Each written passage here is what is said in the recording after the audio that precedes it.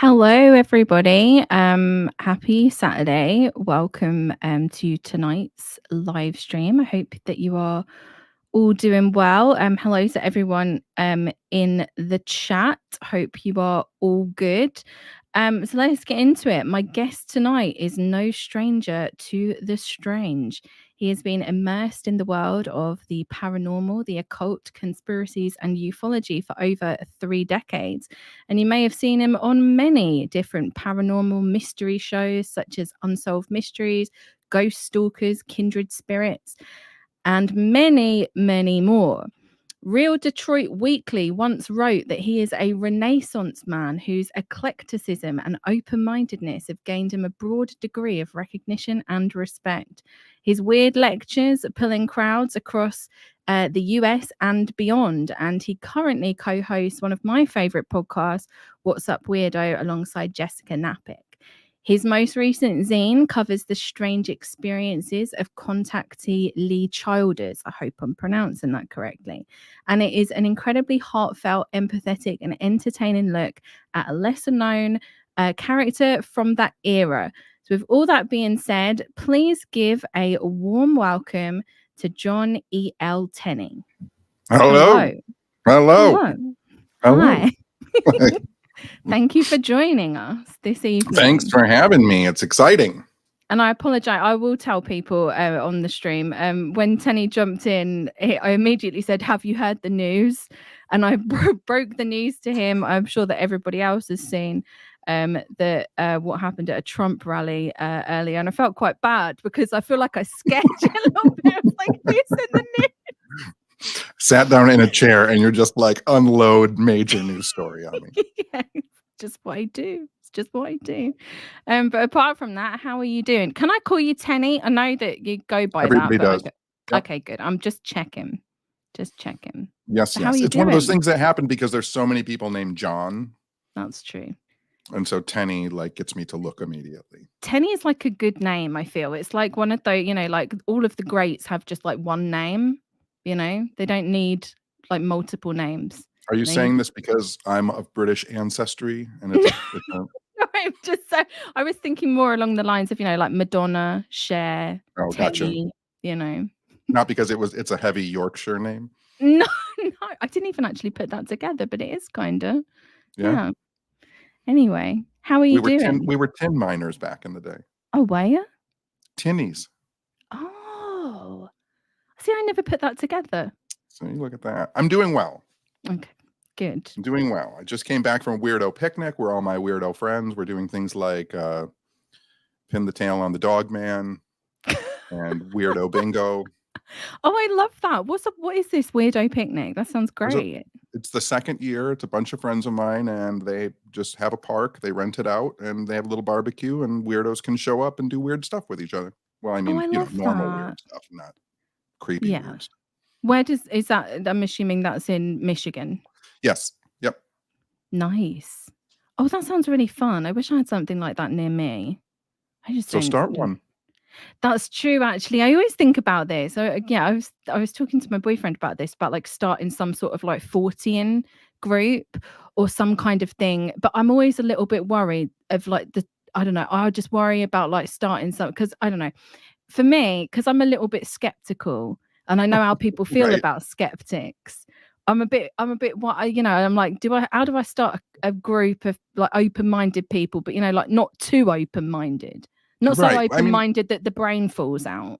Yeah, there's difficulty with that too, because like I don't believe anything. Like when people ask me, I'm doing interviews and stuff, they'll say like, when did you start believing in ghosts, or when did you start believing in UFOs? Like, I don't believe in ghosts. I don't believe in UFOs. I have a lot of ideas about ghosts and UFOs and conspiracies and high strangeness stuff. But once I form a belief system around it, I'm done. Yeah, that's such a good way to think about it, actually. Like that's actually a very refreshing kind of perspective to have on it, because therefore you're not dogmatic and you can also look at it objectively. And that's really like, I feel like the word skeptic's gotten a real kind of bad rap, because there are a lot of like terrible skeptics out there that are also, they're not skeptical of their own ideas. They're skeptical about everybody else's, if that makes sense. Yeah, absolutely. Yeah, skeptics have. Well, there was that whole rise of like new atheism and new skepticism. Yeah. And that really Not buried good. my love of skepticism because Yeah. it was just terrible people poo-pooing anything they didn't like. And I was like, Yeah. oh, there's no open-mindedness in this at all. Yeah, it's not like you're actually investigating it to figure out like what do people believe in and why. It's always it kind of feels like, I don't know, because I feel like debunking is sometimes worthwhile if something is actively harmful, right? Right. Yeah. So like I have this little book called Theoretical Weirdo, which I wrote a couple years ago. And in there, I write something to the effect of, if someone wants to tell me a weird story that they have, and it does no harm to anyone, I have no problem listening to it. Exactly. Like, and I don't also feel the need to tell them your story is bullshit. Yeah. Yeah. Because I don't honestly, like, I know my stories. You can tell me yours, but I will never be able to truly see through your perspective and like what your experience was. I know what you'll tell me, but so I can trust you to a certain degree and at a certain level, but I can't tell you your experience was wrong. Absolutely. Yeah, especially when it comes down to individual experiences. I've always tried to be a bit more like, I believe that I don't know if there's kind of different examples, right? Because there's some people that I think you're doing this or you're saying these things for ulterior motives, especially when you can prove it, like financial motives, culty kind of things, that kind of stuff. But if it is just somebody that's like, I saw this weird thing once and I want to tell you about it, it's like, why do you have to then feel the need to go and debunk that? Why can't you just listen to the person and just like trust in their experience, as long as it doesn't lead you down any kind of like dark path, right? No, for sure. I'll do events, a lot of times people will come up to me and they'll want to show me like their ghost photographs. Yeah. And I openly tell people, and have for decades now, like, I'll look at your ghost photographs, and if you want my opinion, I'm going to give it to you. So if you want this to remain the ghost of your grandmother, don't show it to me, because I'm going to give you options. Yeah. What do you think about ghost photos? Actually, I'm just pivoting off of that because I've been researching a case for a while now. It was a haunting of a socialite called Pat Montandon in the 60s. And I was reading it. She wrote a book about it in, I think, like 1975. It came out, called The Intruders. And I've always, when I've been reading, like, your classic kind of haunting story, it's always, creaking floorboards, all the kind of, different things. Like, I've seen a ghost and stuff. But there was actually none of that in her book. It's all like things that I was like, this is so earthly. It's like it's more kind of just like bad vibes and all of these like terrible events that are all kind of happening in like a sequence of time. But she had a bunch of psychic investigators come into her house. One of them was one of the guys that kind of was one of the main guys responsible for making like crystal skulls a thing. Okay. And another woman who was like a California kind of bit of a socialite paranormal investigator. They came into her house and they took a bunch of photographs, and she's never published them, but she writes about them in the book. And she says in one of them, there's a ghostly figure that pulls something out of a drawer. And in another one, she's got like, she says that there's like massive blotches of light. And I wasn't sure like what to make of that, because number one, she hasn't shown the photographs, so I can't see them. And I'm not like, because I've seen some weird photographs before, like just personally, that I'm like, yeah, that's a bit odd, but I don't know what to make of it. Like, do you think that like, what's the question I'm trying to ask? Is it possible? I mean, all things are possible, right? But I mean, from what you've seen, how do you feel about it? Ghost photographs. Yeah. Ghost photographs, sure.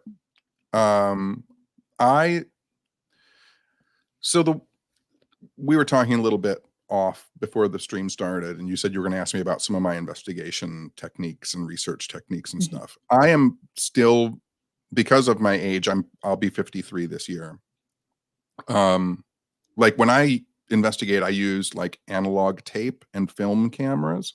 Right. because that's actually the largest collection of ghost photographs and ghost recordings that we have are on that medium. Right. You know, the digital stuff has only been around for 20 years. We have 100 years of film of ghosts and photographs of ghosts and audio recordings of ghosts on audio tape. And so I'm of the mindset of like, we never figured out that stuff. And then we moved to new technology, and now new technology is doing weird stuff. And we didn't figure out what the old stuff was doing. Yeah. Like, we need to figure that out first before we start really leaning into the new technology that we have now. But I've seen weird photographs over the past 33 years where it seems that something odd has happened. But I'm not, you know, I have people that I'll send photographs to, digital files to, like people who are much more learned in that stuff than I am. Most of the stuff, I mean, you can get away with pretty easily. Like, you know, obviously like orb photographs and stuff like that. The classic. Classic. It's always funny to me when someone shows me like, oh, we have a lot of orbs in this room, and in the photograph you'll see like the cat or dog sitting on the floor. And you're like, oh yeah, it's all pet dander. It's all over the place. It's flying around everywhere.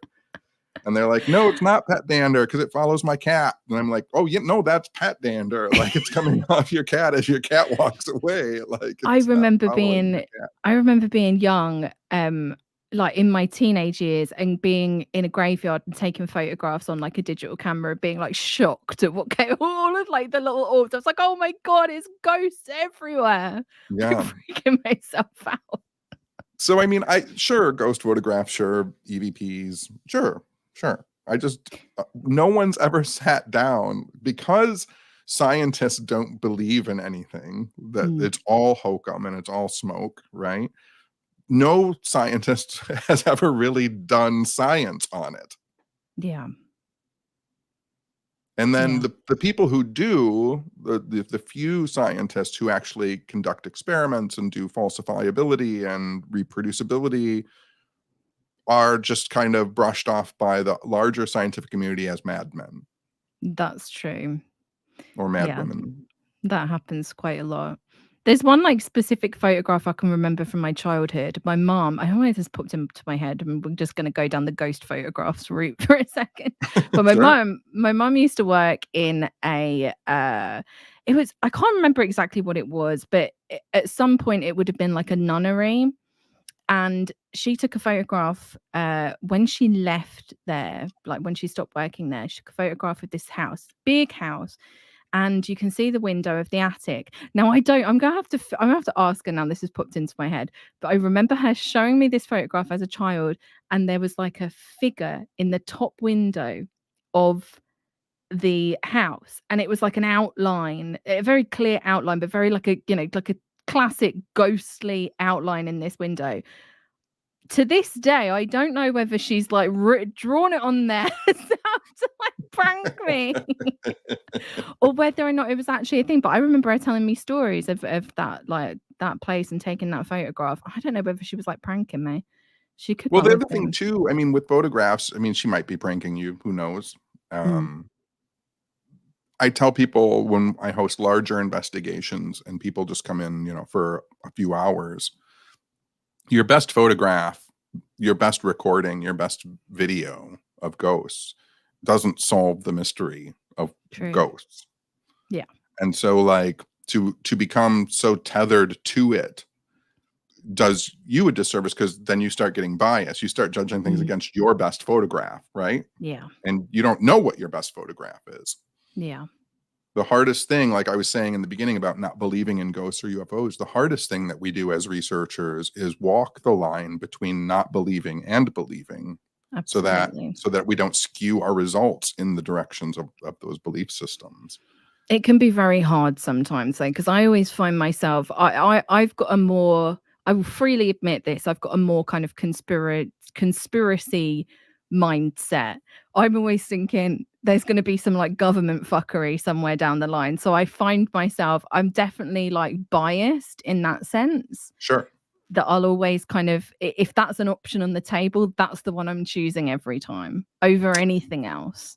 Yeah. So I'm that way too, because so when I started off, I guess the actual true beginnings of what I do, which is lecture on weird topics. My first mentor was a gentleman named Craig Ciccone, Right. who was a specialist in the Kennedy assassination, RFK, Malcolm X, MLK, Fred Hampton, the Black Panther Party. And so I worked with him, sending out letters, learning how to write FOIAs, and eventually being able, like when he would get ill, like I'd do his Kennedy lectures for him. Oh, And so wow. that was early, that's in my teenage years. So that part of my brain did get cemented. That conspiratorial part of my brain, like, is like there's always in my brain there's government fuckery somewhere Yeah. happening, or How someone's did making you money off of it. Yeah. How did you get to be involved with him? I literally met him like one night at a Denny's. He was like a 24-hour restaurant. He At a was, Denny, this is like I all the best things happen at a Denny's late at night. oh yeah. And like he had all of his paperwork spread out, and I think I walked by, and it was probably 2 or 3 o'clock in the morning. He's smoking cigarettes and drinking coffee, and I think he had one of Kennedy's autopsy photographs kind of out on the table. Gosh. And I was like, oh, I need to know this person. That would have been my instinct as well. I'd have immediately been like, "Hello, nice to meet you." Just Yeah. immediately sat down. Yeah. So, because I grew up, I'm not one of those people, and I say this a lot in my lectures. I'm not one of those people that grew up in a haunted house or saw Mhm. ghosts or UFOs when I was little. I grew up a punk rock kid in the 80s, and I just was fascinated with counterculture and counter thinking. And so, like, I used to skip school and go to our local library, and the gentleman who lived across the parking lot from our local library was Jack Kevorkian. So he would be there all the time. And so I would sit with Jack, and he would just tell me all these bizarre, fascinating humanist ideas. And, he didn't believe in ghosts or anything like that. And that was when he was really starting to think about helping people end their lives. Right. And so, like, having him so early on moved my brain one way. And then I met a witch, like at a metaphysical convention, and she, like, all of a sudden I was thinking about magic, and now I'm thinking about, like, what if we just die? And then I meet Craig, and Craig's like, the government's involved in everything. And I'm like, oh, My I guess this gosh. is my whole life for the rest of my life. You met such a variety of characters.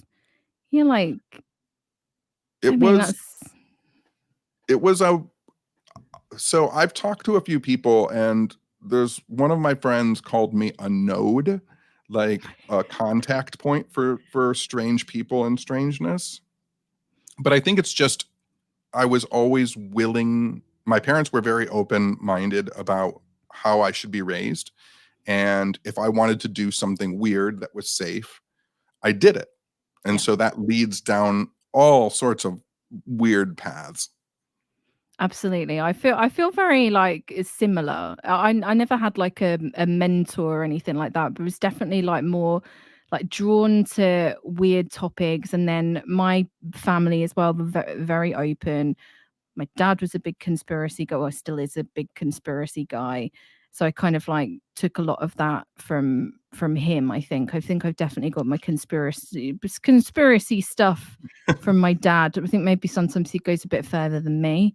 But, but Right. that's fine. And the other thing is too, is it was for me, it's just a perfect maelstrom of craziness, because so 1985, I'm like 15 years old.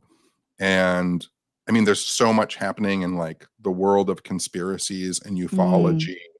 Like the 80s are kicking up, right? Like all yeah, of a sudden I'm in the middle of Black Triangles and Bob Lazar and John Lear, and like all of this stuff is going on, and everybody's still alive at that point too. And that's the other thing. yeah, Like I'm writing letters to people who, like Richard Hall, and like Center for UFO Studies is still really active, and I'm just like writing letters to all these people, and they're writing me back because yeah, that's what you did back then. yeah. Yeah, it's wild. I mean, yeah, especially in these pre-internet days. I mean, I haven't gotten to go to many archives, but I've been to the Grey Barker archive in West Mhm. Virginia, and to go through and see all of that correspondence, just all of these letters back and forth to different researchers, eyewitnesses and stuff. I mean, it's like stacks and stacks of just communication, and it's all fascinating. And there's also like a charm to it that you don't Yeah, really have with, like, Twitter DMs. yeah, Something charming about a letter. yeah, and there was, again, like I said, there was this weird, like, maelstrom of, like, there was one time I went to, I probably was 17, maybe, and I drove to New York because I wanted to see, there was a lecture by Ed and Lorraine Warren, and so I wanted to go to Yeah. see them lecture at this library, and so I went and saw them lecture at a library, met a couple of other people who loved ghosts and weird stuff there. It was New York, 1987 or 88, and then, like, later that night, watch Ed and Lorraine Warren, talk to them at the library. There's not many people there. There was maybe like 35 people there or something like that, you Really? know? Yeah, nobody cared back then. Like, Yeah. this library lecture. Yeah. And then because of the people I met there, like that night, I went to this apartment where there were going to be all these UFO people. And there was a guy whose name was Tim Beckley. Oh, yeah. And it was Beckley's apartment.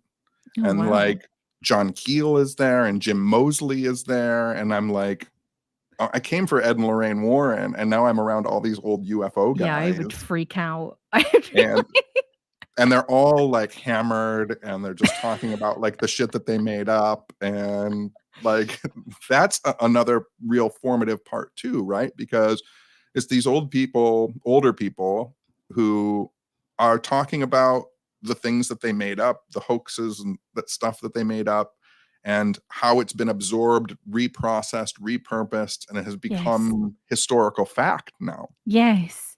And it's fascinating. That's definitely part of this whole, I don't even know what you'd call it, this whole, like, but paranormal world, Fortean world, ufology, whatever you want to call it, that fascinates me is how these hoaxes become, like, it'll start with one thing and then it will just build and build and build, and it's mythology and lore. And for the people that are involved in it, like, yes, there is always, I feel, an element of, like, people that are out to get money, or they're doing, they've people that have got, like, less than honorable motivations. But there are also people, like, take the secret space program stuff, for example. I Right. genuinely think that there's a lot of people who genuinely believe that they are part of a secret space program thing, and it's very real for them, whether or not they've had, like, hypnotism, whether or not they've had, like, strange dreams that then become real for them, whatever experiences they have, it's definitely like a reality. Yeah, So it's there like when you, are 100%, there are people who believe 100% and are not faking and are not hoaxing, believe that they have been off planet and yeah. have been had something done to them by the military and been super soldiers. Yeah. And it's bizarre, especially because I spent ages looking into the secret space program stuff and, like, listening to these people, and I'm like, half of these people are definitely lying and they know they're lying. And then there's, like, and I don't know, like, a small percentage, I would say, that I think are, like, genuinely very sincere. Like, there's the one guy that runs, like, the Super Soldier Talk chat show on YouTube, James Ring. I Mhm. genuinely think that he's sincere. There might be an element there of also, like, trying to make a career out of it, but there's a lot of, like, sincerity in that. Like, he genuinely believes, like, a lot of these people that he's bringing on and a lot of these experiences that he also claims to have had, Yeah. even though a lot of his stories keep on changing. But yeah. But there's this aspect too, right, which becomes pretty apparent to people who research long enough, which is, I think that, so I love the contactees. I love the 50s contactees. I genuinely think that the majority of them had a weird experience of some sort. But because of the way that society in general works, one story isn't good enough. Yeah. And so I'll just amp this part of this story up a little bit. I'll amp this part of this story up. Maybe that was a weird thing. And then 4 years down the road, everything they're saying is made up. Yeah. That's but somewhere very there was a spark of truth. They saw something weird in the sky. They had a weird out of body experience. Like something happened. Yeah, I think I agree with that, because I think, like, going back to that haunting, the Pat Montandon thing, there was like a lot of these things were kind of like it was like this one thing that happened, and then just all of this other stuff gets thrown into the story to make, like, no offense to her, I think that she definitely did have some sort of like strange experiences, but more gets added on to sell it as a paranormal paperback book in 1975, you know, when a lot of these books are starting to become quite popular. You know, like in the 70s, you're going to have Sphere Books was publishing loads Right. of like different, you know, like paranormal stuff, and I feel like it's a hard line for me to toe sometimes, because I think, okay, at what point do I need to be put the skeptic hat on, and at what point do I allow the story to just be? Like, it's difficult sometimes, especially when you're researching and you find holes in the story Oh yeah. that other people haven't found, and you're like, if I say this, people are just going to think I'm skeptic debunker, that I've set out to defame somebody or call them a fraud, and it's like, no, that's not the intention. I just care about what the actual truth of the story. Yeah. Yeah, for It's sure. really And hard. it is. And I mean, so that the little zine that I put out about Lee, the Prince Newsome, Which I have right here. it's pretty funny. There's not much written about him at all online. Mm-hmm. He really kind of was a flash in the pan. Mm-hmm. And when I tracked down the story of him having drinks in a bar with a woman alien, I was like, should I put that in there? Because I have to, right? Like, no one's ever mentioned that one of his alien contacts was outside of a department store. A woman got on a bus, sat next to him, asked him to have drinks at a bar, and he went to the bar and had drinks with her, and she was an alien. And that never made it into like the popular notion of his story. But it's so fascinating, because now if you watch, like, Ghostbusters 2 is a good example.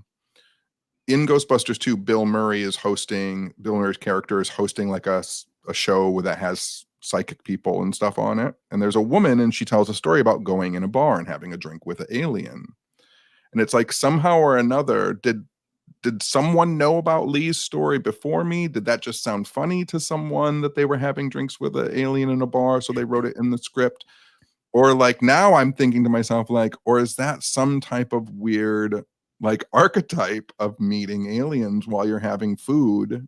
And then you down that road, and you're like, oh, Orfeo Angelucci, like, he met aliens in a restaurant and they made him drink something. The Mitchell sisters had dinner with aliens and they made them drink something. That's like a common thing, the drinking thing. Yeah. Because you also get that in a lot of so I guess one of the precursors to the contactee movement was Guy and Edna Ballard, the I Am movement, which is like, I'm obsessed with them, and I'm like, why is I mean, a few people talk about, and they did get spoken about quite a bit, but like, they really like kickstarted not only like the modern new age, but also very influential on like the contactee movement. There's a lot of like similar stuff there. And they are on like Guy Ballard's on Mount Shasta. I was about to say Mount Shasta is UFO hotspot. Yeah, exactly. And it's all in like Rosicrucian stuff, and there's a city, the underground city, and it's somehow connected to Lemuria and all the Richard Shaver stuff. It's like a friggin', this is why I struggle sometimes, like my brain just go, I have an ADHD and also like trying to research this kind of stuff. Yeah. A recipe for disaster. But he meets Saint Germain, and he gives him a cup of something, and then he's jetting off across the universe. Right. And wild. But isn't the cup of Saint Germain, couldn't that be something? Isn't there a sexual component to that? Well, it's also a liqueur, isn't it? There's a drink called Saint Germain. Yeah, but I thought there was something sexual in that Guy Ballard meeting, Saint Germain meeting. Well, maybe because it's a cup of cream, and people have read into that a little bit. I could see that. People just have terrible minds.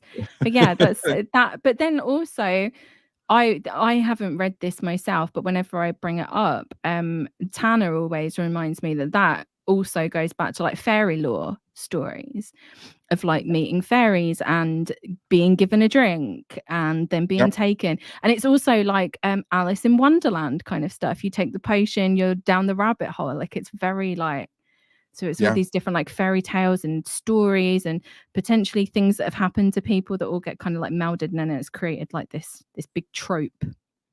Yeah, I mean, whether or not it has a direct lineage, I mean, the kind of drinking to go to someplace else or to have the deeper thought or to reach the mystical realm. I mean, you have to drink wine in a Catholic church, right? True.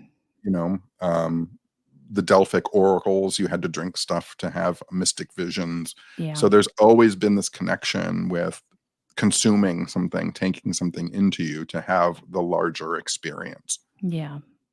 It's just weird when those archetypes show up, though. And then sometimes they're not archetypes. Sometimes there's just weird crossover. Like in that Prince of Outer Space book, it starts off with Lee. The first time Lee sees an alien, he's visiting his daughter at a psychiatric home because she has epilepsy. That psychiatric home 15 years earlier is where Richard Shaver was. It was the same hospital.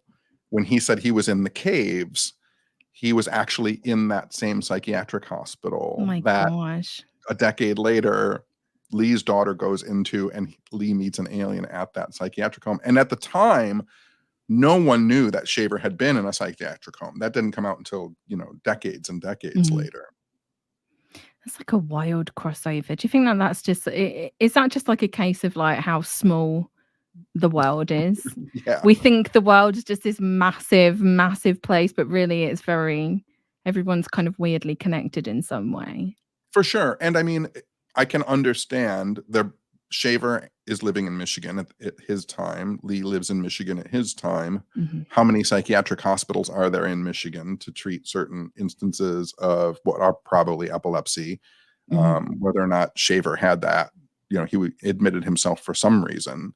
So they went to the same hospital. Now you can conspiratorially, I can start to draw lines to each other and say like, oh, there's something happening at that hospital. But the reality of the situation is like, that's the biggest, probably best hospital in Michigan at the time. Yeah. Yeah. What made you want to write about him specifically? What kind of drew you to him?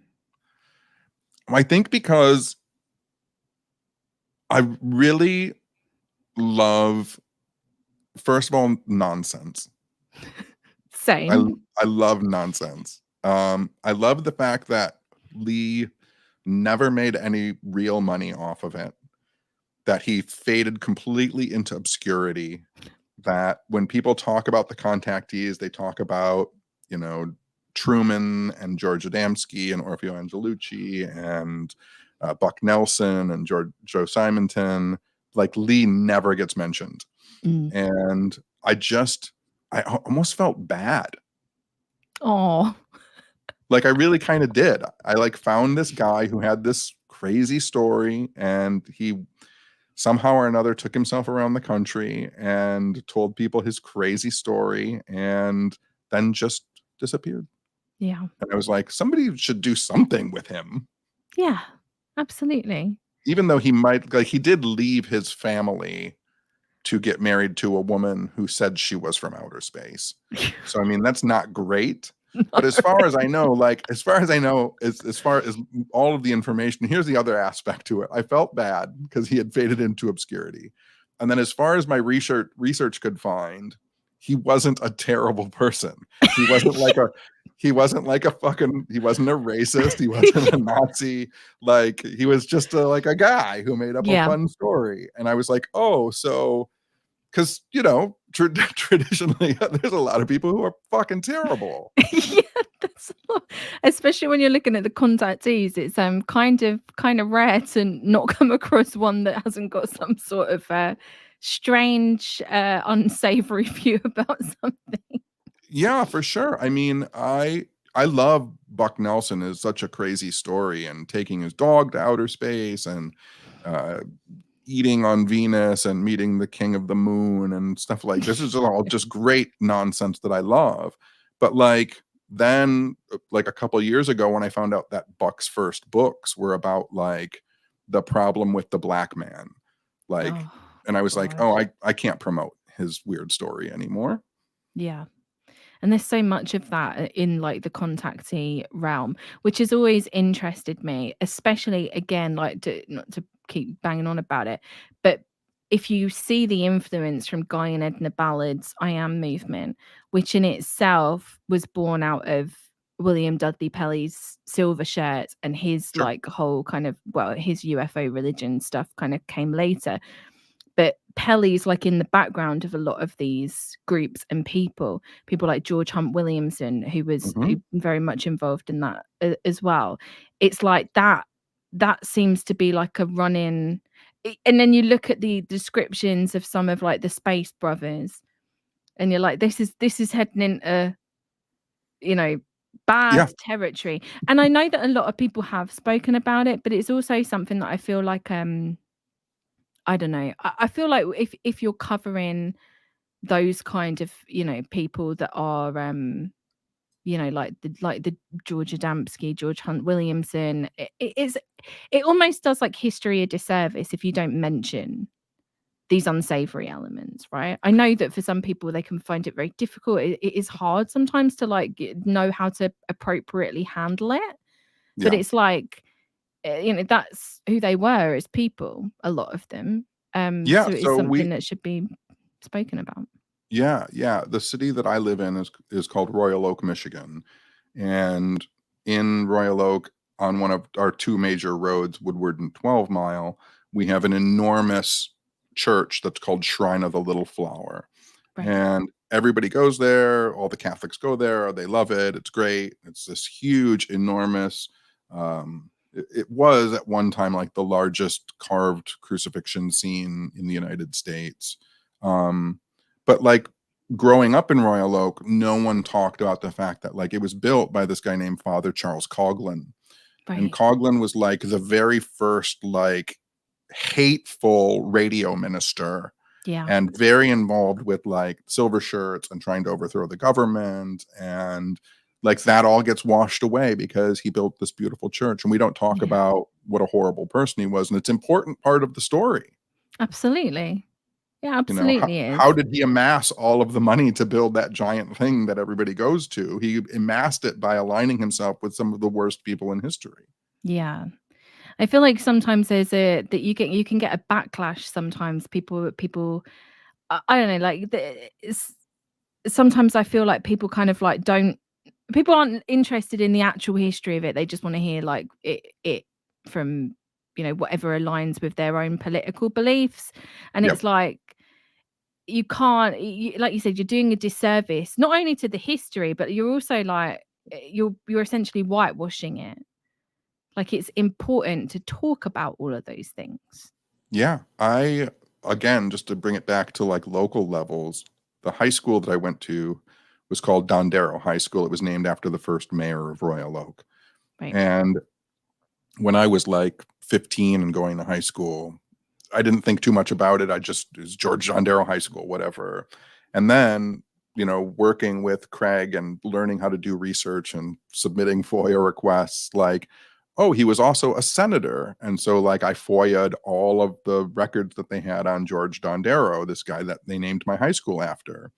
And he would very often go on the floor of the House and demand like the execution of jazz musicians and modern artists because they were breaking with American tradition and corrupting the souls of the youth. And I was like, God, holy shit. Like he very often called Picasso vermin, like using all the words, like it wasn't in hiding. And then what year was this? That would have been, he was in 1940. Right. And so I started bringing it up. I actually brought it up because I ran for mayor of my hometown. Did you? I did. How far did you get? I'll tell you in a second. Okay. But it got into the social sphere, and it took 20 years, but if you're in high school now, you go to Royal Oak High School. Right. Well, that's good. And it was people talking about him instead of Yeah. just, standing at the altar of him because he was an old white man that did some stuff a long time ago, Yeah. Yeah. And I don't understand the kind of like, not to go too off in the weeds, but there's a whole kind of thing of like, oh, yeah, like, remember back in like 2020, there was a massive debate over like statues and stuff. Sure. And should you have statues? I'm of the controversial opinion that we shouldn't have statues in public places for terrible people. I don't think that statues shouldn't exist. Put them in a museum so we can learn about them and we can actually learn about the history. Do I need to see a bunch of slave owners on the streets? No, I don't. I don't need to see it on the street. I can absolutely learn about it in a museum. We don't need to erase history. We just need to teach it properly. Like the 100%. actual history, Yeah. which is not the whitewashed version that we're usually told. Right. No, 100%. I agree totally. And yeah, and once people learn actual history, changes are made. Yeah. Yeah. Because they're like, oh yeah, that person was terrible. Yeah. But there's a lot of people that just want to cling on to a romanticized notion of the past. Again, it's almost tied in with exactly what we're talking about. It's like this dogmatic belief. Once you've got a belief in something, like my country is good, it can never do any wrong, then it's very difficult for some people to kind of break with that belief system. Yes, 100%. Yeah. Yes. Like a kind of blind patriotism. Like there is nothing wrong with being like, I love my country. I love the people that are in it. I love the culture that we have. I love the contributions, to like music, art and whatever. There's nothing wrong with that. But a blind patriotism, I'm ranting. I wonder if, I love it. I wonder if, so I've seen this in my own family though. I think that, I don't like to think that everyone is lost. Like, No, I think that people can something, I've seen it happen in my family where a switch for whatever reason flips and someone goes from this way to that way. Like their mind has just completely opened up. Yeah. So like, before I tell you about running for mayor, sorry, I'm just talking about this, but I'm just thinking about it. No, I know. I grew up, my father was super racist growing up. Right. And I rebelled against that. Obviously, like that was part of my punk rock scene. One of the reasons he and I butted heads was over his ideology on that. Right. So my nephew presents as a black boy. My brother-in-law is black. Right. When my dad held his grandchild, my dad instantly became no longer racist. Right. Just like pulled him out of it. It happened in a moment. Yeah. Like it was amazing. It is, but it's also like, did it have to take that to show humanity? Like it just is baffling. I mean, I'm glad that happened, but I struggle. I've got members of my family that have got views that I find absolutely abhorrent. And I'm like, how do you toe the line between trying to pull them up or not? I don't say it to be like, to degrade them, but like you have to correct some of it. You can't just let it all, fly, and it becomes like a battlefield. Because especially now that it's like I look at members of my family and I hope none of them are watch. I don't think none of them watch. They're about 8 years old now. But it's like I see parts of my facts. We've got a news channel in the UK called GB News. It's basically like Fox News but worse. It's more. It's dreadful. It's more kind of like that. What's it? Newsmax? Is that the one that's hardcore? That's basically what they've been watching all day. I'll go round there and it will be on in the background, and I'm like, you're being brainwashed. Just turn it off. Put on something else. Put on the sound of music, an old music or something. Just enjoy instead of having like this like hatred. Kind of. Yeah. It just becomes it gets depressing, especially when you see it in your own family members, because you're like, I know that you're a good person, and I feel like over the year I'm like, maybe I didn't notice it because I was younger. maybe I am only picking up on it now because I'm more kind of aware of it. I feel like they weren't always like that, but it's become a lot more like politically divisive. I Yes, feel for like sure. everything has become a lot more divisive. Yes, 100%. Mm, I yeah. used to, in the 90s, when I used to do conspiracy lectures, every single political ideology, every single type of person would come to them Mm, and sit next to each other and listen to me talk about just if we went to the moon, are there underground alien bases? Is there a face on Mars? Just craziness. By the mid 2000s, I stopped doing conspiracy lectures because there was a single branch that was very politically conservative, very religious, that they were the only people going to see my lectures. And the only reason they went was for me to say something that reinforced their belief in those things. mm. When do you think, like, I don't expect you to have an answer, but when do you think that kind of change happened, or was it always there? Because I feel like when I was involved in like conspiracy circles, and was more kind of into that scene, there was like you could kind of see it on the sidelines of like this real kind of like hard right libertarian kind of group of people that were kind of that were almost on the sidelines, and then they became like the ones that were almost the most prominent people. Yeah, for sure. I think that it used to wax and wane. Mm. And I think that what really happened, whether I want to admit it to myself or not, is September 11th. Yeah, you're probably right.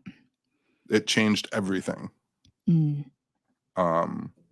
Just the mindset of the thinking. But yeah, you're absolutely right. I mean, when I lectured in the early 90s and in the 80s too with Craig, there were right-wing militia guys coming up to our lectures and stuff like that. They were always there. They were at the metaphysical conventions, and there was always that aspect to it. But there was also this and this is the other thing that's really crazy too, right? So for as people that were as politically conservative, you had all of these hippies and old hippies that were showing up that were just the leftist people you could ever meet in your life. The most progressive, the most full of love.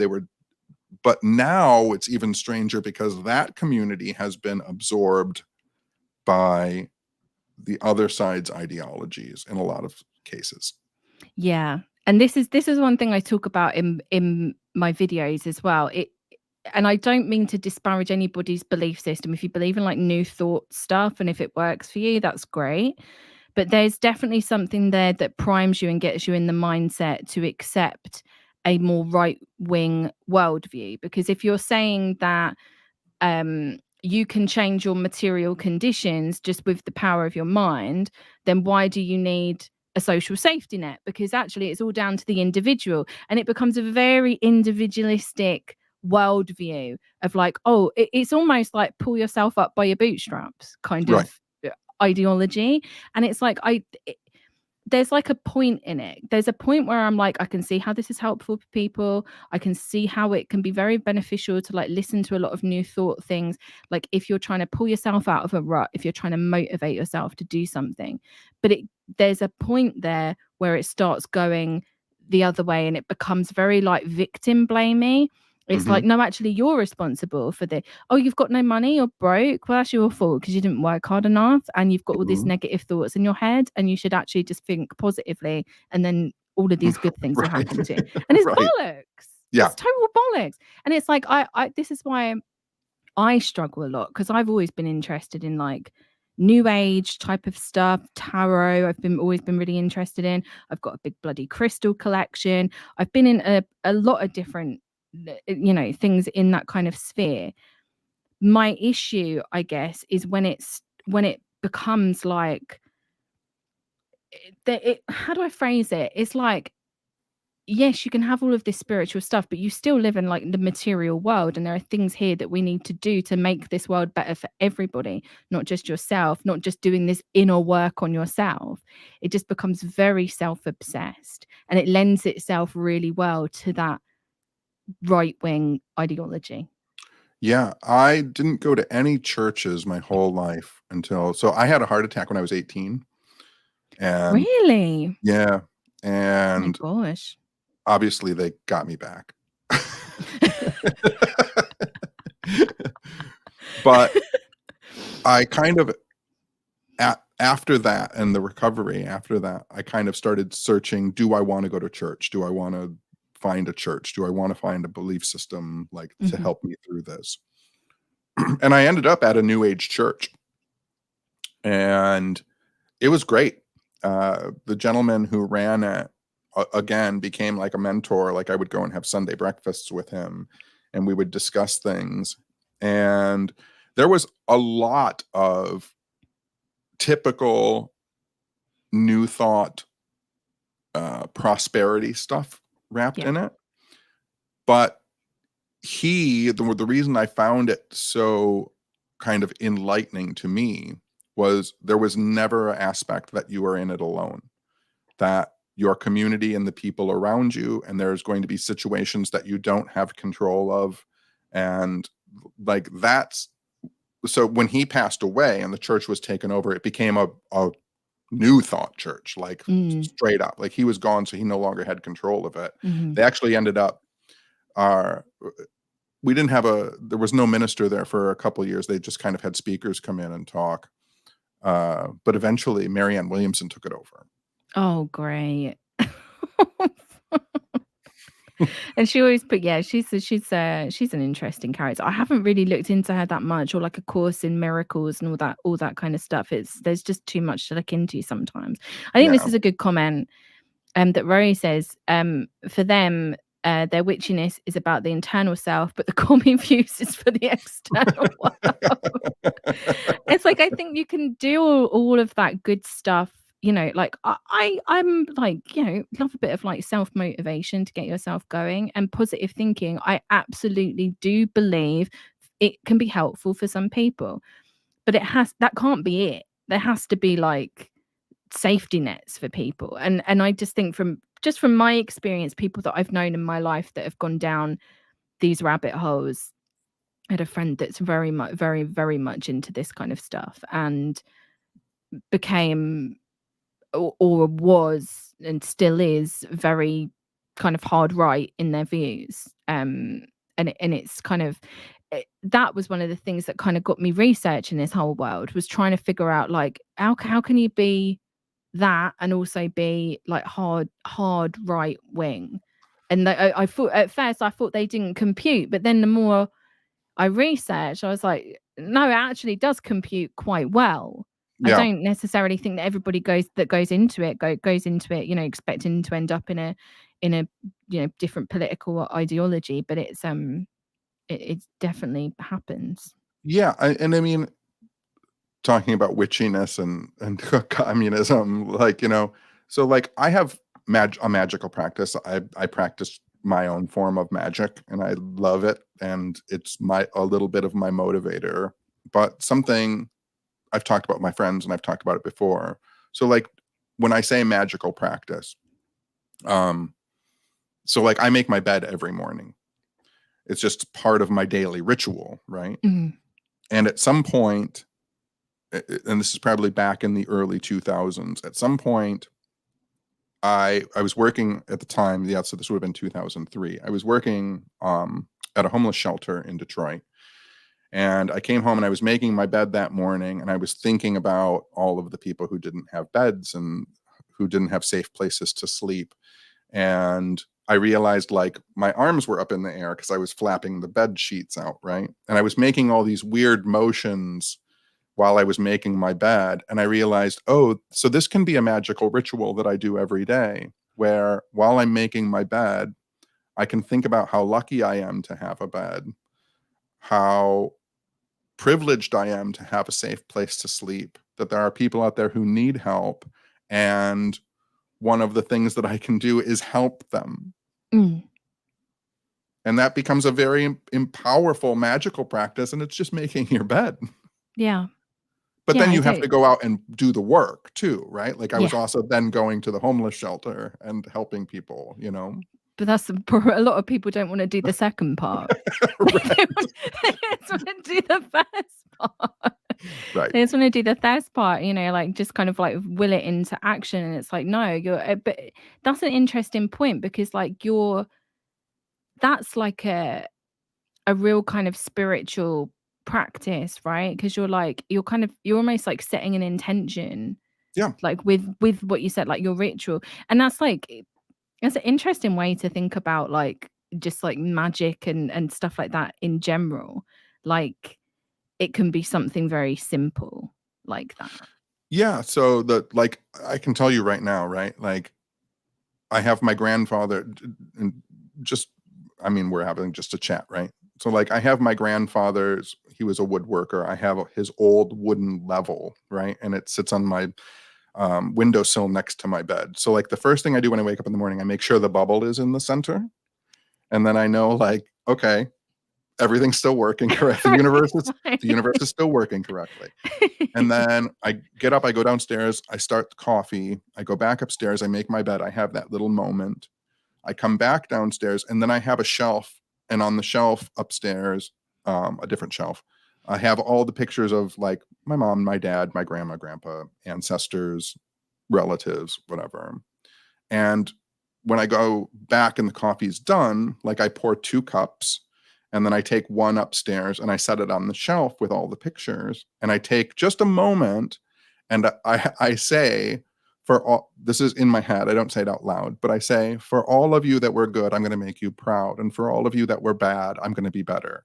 And then I go and have my first cup of coffee for the day. And it's just this moment of recognizing that like there were people in my past who I loved, who were great, but they were flawed. And then there were people that I didn't know and will never know, and they were probably terrible. And the thing that I can do today is make the good people proud, and for the bad people, I can be better than they were. Oh, that's really beautiful. That's like genuinely lovely. I feel like, yeah, that's like, no, but that's so Jessica tells nice. me I'm a nice person. But that's so nice though. And it must in a way, like, do you feel like it's, how do I phrase this? Like, is that like a calming thing? Just, like that's your thing, that's what you do. Like, that's your practice that you do when you get up in the morning. Like, does it, because I can imagine that can feel quite like almost like, and stop me if I'm off on the wrong track, but there's something about like that being like a magical practice that is also very like comforting and also like very like reassuring. It's just like it's like, like a ritual, a routine. Yeah, for sure. And on that shelf too, I have a mirror that I'm looking in when I say that, because I realize that I'm related to people somewhere. Mm. And I have a picture frame that doesn't have anyone in it, because there are so many relatives that I don't know their names. I don't know who they were. And so that also makes me remember, like, there is going to be a time when no one remembers me. Mm. Like we all like, what was that? I don't think that's necessarily true. I think people are going to remember you. The majority of people that have lived and died aren't remembered. Well, yeah, that's true. But I think that a set of things that you've done will live on forever. So in a way, you are immortal. I mean, there's a kind of philosophical concept, right? That you're truly dead at some point in the future when someone says your name out loud, meaning you for the last time. And there is that point in the future for all of us. Do you think so? It's scary though. That's actually quite terrifying. But then I guess there's some people who I'm like, will that person ever really die? Well, I guess if you're thinking about like the end of humanity. Oh, We're getting deep now. Yeah, I know it. I mean, if you think about it in this way, like, what's your 8th great grandmother's name?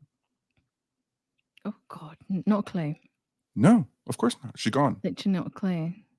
Oh yeah, that's terrifying. That's only 8 generations. Yeah, that's wild.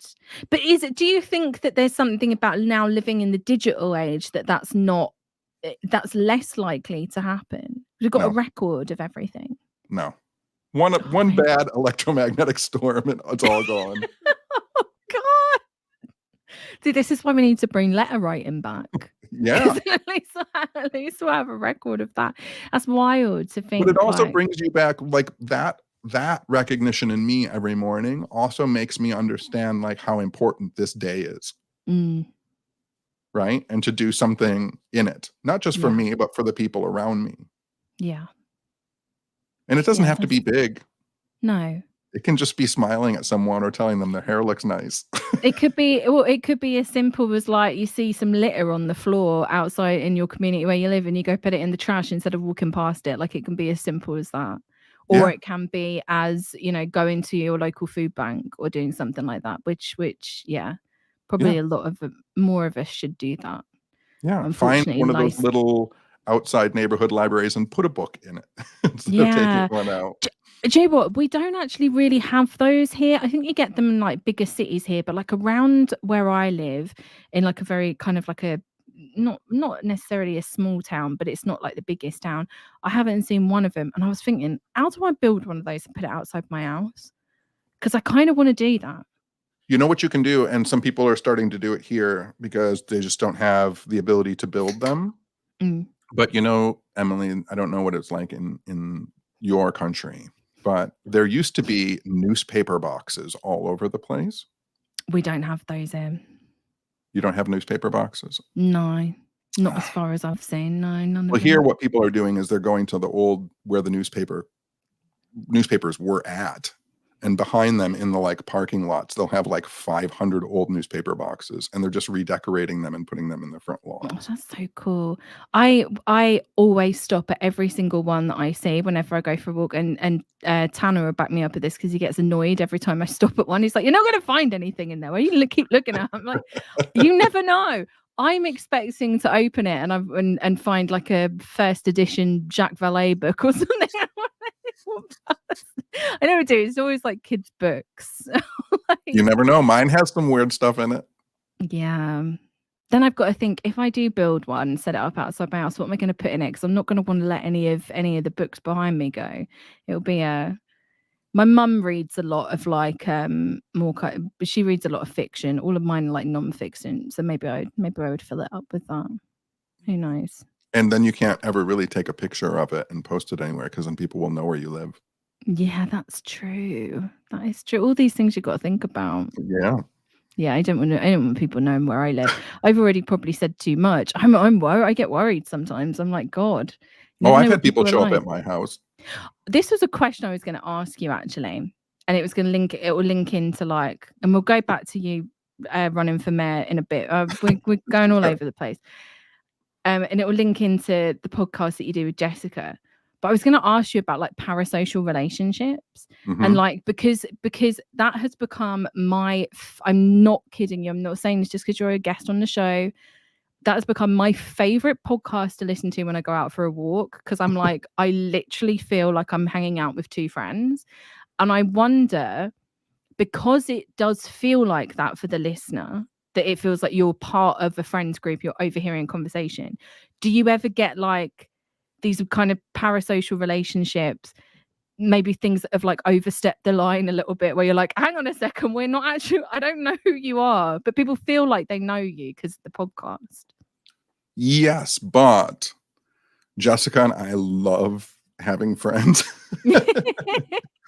So it's like the hardest thing is online, people will use obviously like avatars and not show pictures of themselves and have handles like on Instagram and Twitter. And so like we'll go to an event and people will come up and immediately feel they've entered the friend group because they've been listening to What's Up Weirdo. Yeah. But we have no idea, right?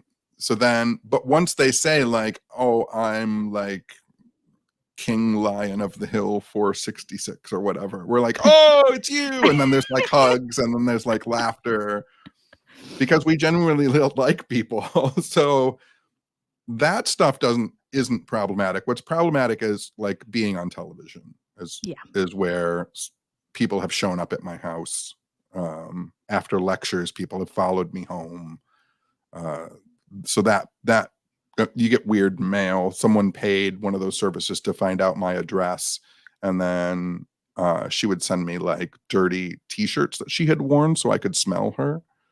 You're And joking. and she would send me like half-eaten dinners and half-drank bottles of wine so that we could share a meal together and stuff like that.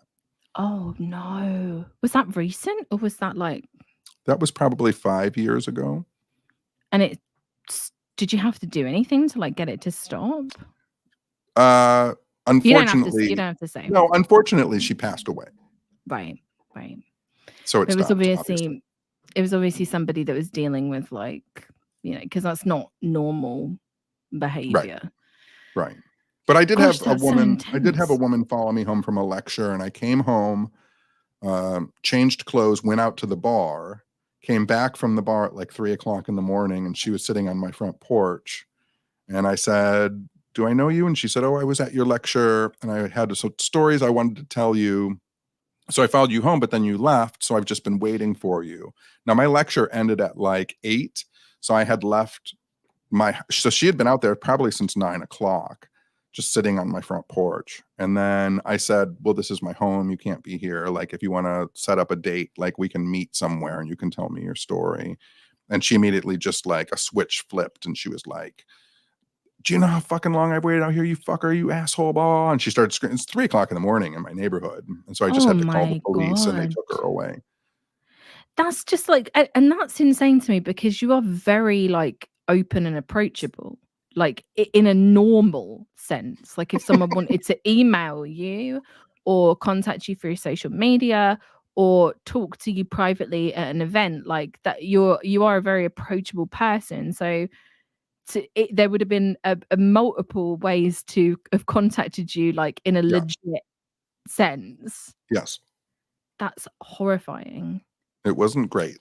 I'm sorry that you had to go through that. I mean, that's it, but unfortunately, people feel like they see you, and they develop like a parasocial relationship with you, and then Yes, they and feel... unfortunately, there are people in all communities that will use that to their own benefit. Yeah, There are a lot of people who will take advantage of people for yeah, that, yeah, for their benefit and to the detriment of the person who just wants to talk to you. yeah, exactly. Yeah, I guess because it also works other ways, right? Like there's, if you're a popular person and you've got a lot of people that are kind of like fawning over you, it can be very easy to take advantage of that if you're not Oh, that a... happens a lot at Yeah. paranormal conventions. Oh, well, yeah, I can imagine that. I can imagine, like I can... yeah, There's I a could... lot of sleeping around and a lot of swinging. Oh, really? Yeah. See, I want to ask more about this, but I don't want you to get in trouble. No, I don't care. I don't want you to be like kicked out of the But paranoid. Are there any? that's Are there any? always been that way. Well, I think, yeah, I'm not surprised. Are there any stories you can I tell us remember it from that? getting pretty dicey at UFO conventions in the late 80s, early 90s. I mean, it got scandalous. What do you mean by dicey? Hmm? What do you mean by dicey? What do you mean by dicey? Oh, like That was an accent issue there. We yeah, got yeah. translation. It gets heated, and then once people start sleeping with convention goers and thinking like, "Oh, that's the person I'm gonna sleep with," and then another person slept with them, and then everybody's drunk, and then it gets Oh my dicey. That's what I mean. God. Like it gets like chopped up and it gets real wild. Does a lot of that happen then? Oh yeah. Is that still a thing? Yes. Oh God. So Yeah. I'm just like, I just observe people. I haven't really been to many. I've only actually been to one festival so far, and that was Bigfoot Festival this summer. But I do want Yeah. to go to more like paranormal things. We were considering actually going to the Michigan UFO one that's on in September, but it's a bit too expensive, probably out of price range, but maybe next year. See, now I really want to go because I want to see some debauchery. It I mean, here's the thing, right? You're going to take a whole bunch of people who are basically introverts and nerds, right? And this isn't, like I said, it's not just the paranormal community. Like, I'm a comic book nerd. Like, go to Comic Con. It gets really raunchy at Comic Cons. Like, it's just going to happen. You put a bunch of people, like I said, like 1,000 introverts who feels they're in a safe space, and you're all in a hotel with a bar. Like, stuff is going to happen. Oh my God. Maybe I've got to put that on the docket. I mean, not to engage in any of it, but just to observe, just to. It's very fun to observe. I'm very open about it. Like, I have never slept with a fan or anybody at a convention or anything like that. And shockingly, I am in the lower end of like that. It happens a lot. Oh God. Yeah, this sounds like prime people watching. I mean, this is what like people like Jim Moseley built a career out of, like a source smear, right? The gossip. Oh, yeah, for sure. See, we need to bring that back. We need like a gossip rag for the UFO world. I don't know if it'll work as much anymore. I've thought about it for years because I loved Saucer Smear and thought it was hysterical, like read it for so many years. I don't know if you could do it anymore. It's because I think a lot of people were like we spoke about earlier, it's little divisive. Well, it's a lot more divisive. And this is where I have a problem, right? Because I'm like, I found out so many things about a lot of these people that I used to enjoy. So like John Keel, for example. Sure. Misogynist. Gray Barker, for example. Yes. Pedophile. Yes. I don't, and I'm not throwing that accusation around lightly. I've been to the archive. The archivist has shown me the proof, like that, 100%. And these are people that I like enjoy. So it's hard, like watching that, because reading like old issues of Source Smear and stuff, where I'm like, these interesting people and all of these things were happening, and I'm like, and there's Gray Barker, and there's the thing about Wendell Stevens, also a paedophile, and I'm like, nobody's really talking about, what these guys are up to. So I'm like, I don't know, it ruins the fun. But again, it's like what we're talking about, it is the real history. It is who these people actually were. So it's hard to reckon with. It is. There was no question there. Again, it's just me ranting. No, it's the same thing. It's like I said, like with Buck Nelson, like all of a sudden you find this out, and then it's like, now what do I do with those ideas and that kind of long-standing, not admiration, but appreciation for the weirdness that they grew into the world, knowing that there was this terrible side to them. Yeah.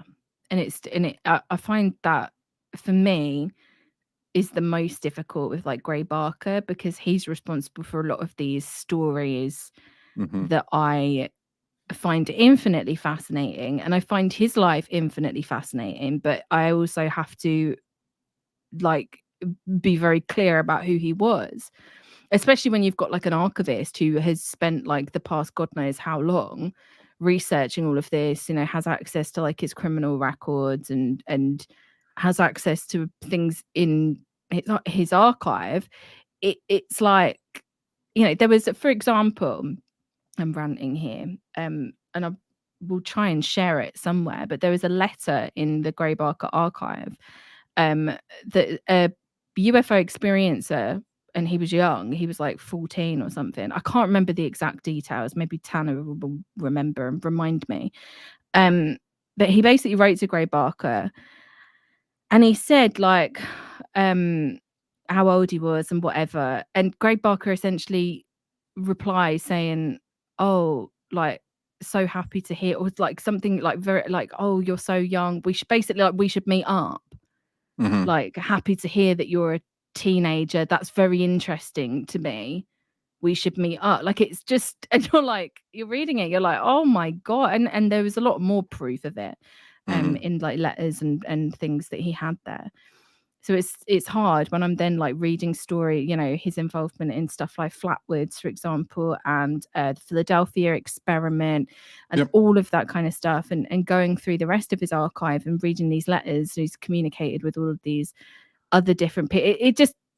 It muddies everything, it sullies Yes. everything, but it is the reality. Yeah. 100%. Simple as that. Yeah. And like for me, because I like, again, I love nonsense. Like, what bigger nonsense was there than Gray Barker? Oh yeah, exactly. Yeah, it was just publishing everything. Yeah, just publish everything. Yeah. I mean, I had a few years ago now, I had a waking, I still don't know how to process this in my brain. I was laying in my bed, I was overly tired, I had a waking dream, and there was a tapping on my window, and I opened up, this is obviously in the dream, and I opened up the window, and Gray was on the roof of my house. And I go, "What are you doing out there?" And he goes, "I won." And I go, "What do you mean?" And he starts laughing. He says, "I won. And he flies up backwards into the sky. And I go, "What do you mean?" And he goes, "They're all named after me." And then I woke up, and I realized that we call aliens Grays. Oh my God, yeah, you're so right. Yeah, they are. Yes. Oh wow, in a way, he will never die. He'll be immortal. He will be one of the immortal ones living on through the name. And I'm like, did my brain just put that together, or did fucking Gray Barker, like his ghost, Possibly. just need someone to know that he wins because we talk about aliens and we call them Grays. That's They're wild. just Grays with an apostrophe S. That's wild. I don't. Virginia in the chat asks, "Is Barker the one who had that weird room in his house?" I don't. No, that was Maybe? Albert Bender.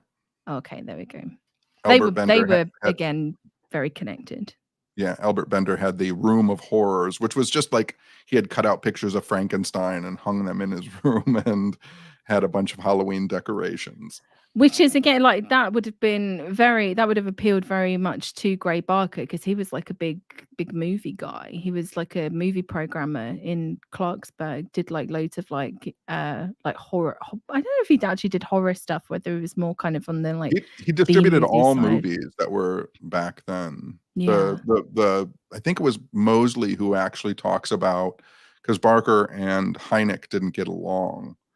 And so when Barker was distributing Close Encounters of the Third Kind, he personally went through all the film copies and snipped out that segment where Hynek walks through the crowd and comes up into full frame of the camera. Did he do all that? That's what Mosley said, yes. Oh my God. Like he was that petty about it. That is wild. Like he's such a fascinating character, and there's a book coming out. The archivist, they told me that there's a guy that's working on a book, like a biography of Gray, and I hope that it includes the good, the bad, and the ugly. I do too. Because it is important. I feel like also a lot of people just don't know about it. Like, and it's also the same with like Wendell Stevens as well. It's like, even though it's kind of like the best kept secret, like, yeah. or the worst kept secret. Yeah. That's the one. Because it's like everybody that you talk to kind of knows about it, but it's never been like a big kind of thing. Like, I'll avoid this person, or you know, take whatever they say with a bit of well, I know he's dead now, but take whatever he said and written with a bit of a grain of salt because he was a paedophile and went to prison for it. Yeah. Yeah, I wonder to myself sometimes, especially like with Barker and Wendell and some of them, like, does their being dead, like, you know, the kind of idea of don't speak ill of the dead, like if that's ingrained in people somewhere. Yeah. Because like no one had any difficulty like talking about Stan Romanek, like that just we'll just all discuss that openly, you know. Yeah. I think that's actually quite a good point. I think there is that people think like, oh well, he's passed away, so therefore he can't defend himself against it. And it's like, well, he doesn't need to. So you can't defend yourself against this kind of stuff. Like I'm I don't want to say like with 100% certainty, but from what I've been told, like that Gray Barker also had a criminal record when it came to this kind of thing, and was like in jail or tried to pick. There was something. I've put together like when I was there, I was filming stuff in the archive, and I've got quite a lot of footage and some stuff with the archivist there, and I'm trying to put this whole like video together, and it includes some of this stuff. Yeah, I think if I'm remembering correctly, which again, it kind of sloshes up already muddy water, which is I think that Gray was arrested a couple of times for at the time my uncle was actually arrested for it too. My uncle it was considered crimes against humanity, and it was being homosexual in public. Yeah. And I think he was arrested a couple of times for that, for like holding his boyfriend's hand, kissing a boy in public. Yeah. My uncle went to jail for that. He was, Which I is mean, and they were both insane. of age. They were both fine. You know, they were both Yeah. in their 20s, but just because they were kissing on the beach in Florida, they both were put in jail for crimes against humanity. Which is fucking disgusting. Yeah, And insane. wild. Yeah, there must be a record of this other one. I can't remember the exact details that the archivist was telling me. It was either when he got out of jail for that he was driving, and he picked up a very young man when he got out of jail for that, Right. or he was in jail for something else. It was one of the two. But again, like surely that stuff must be like FOIA-able. I've tried to FOIA Gray's criminal records, Yeah. and I'd get no response.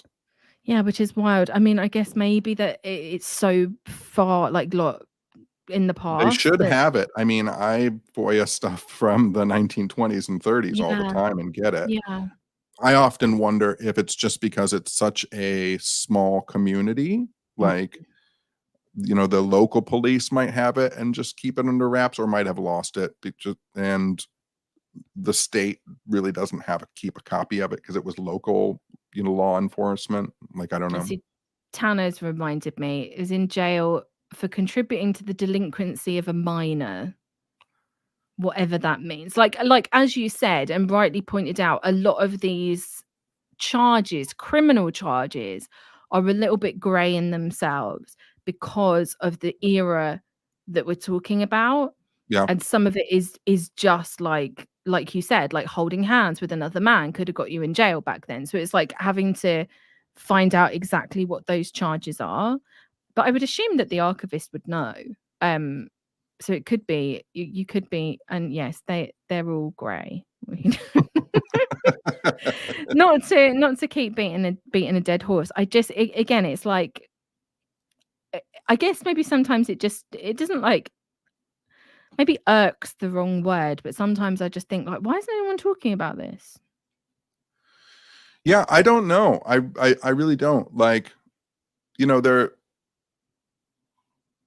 for me, if I'm doing like, if I do a 1-hour lecture, like I have a certain amount of time to talk about something, right?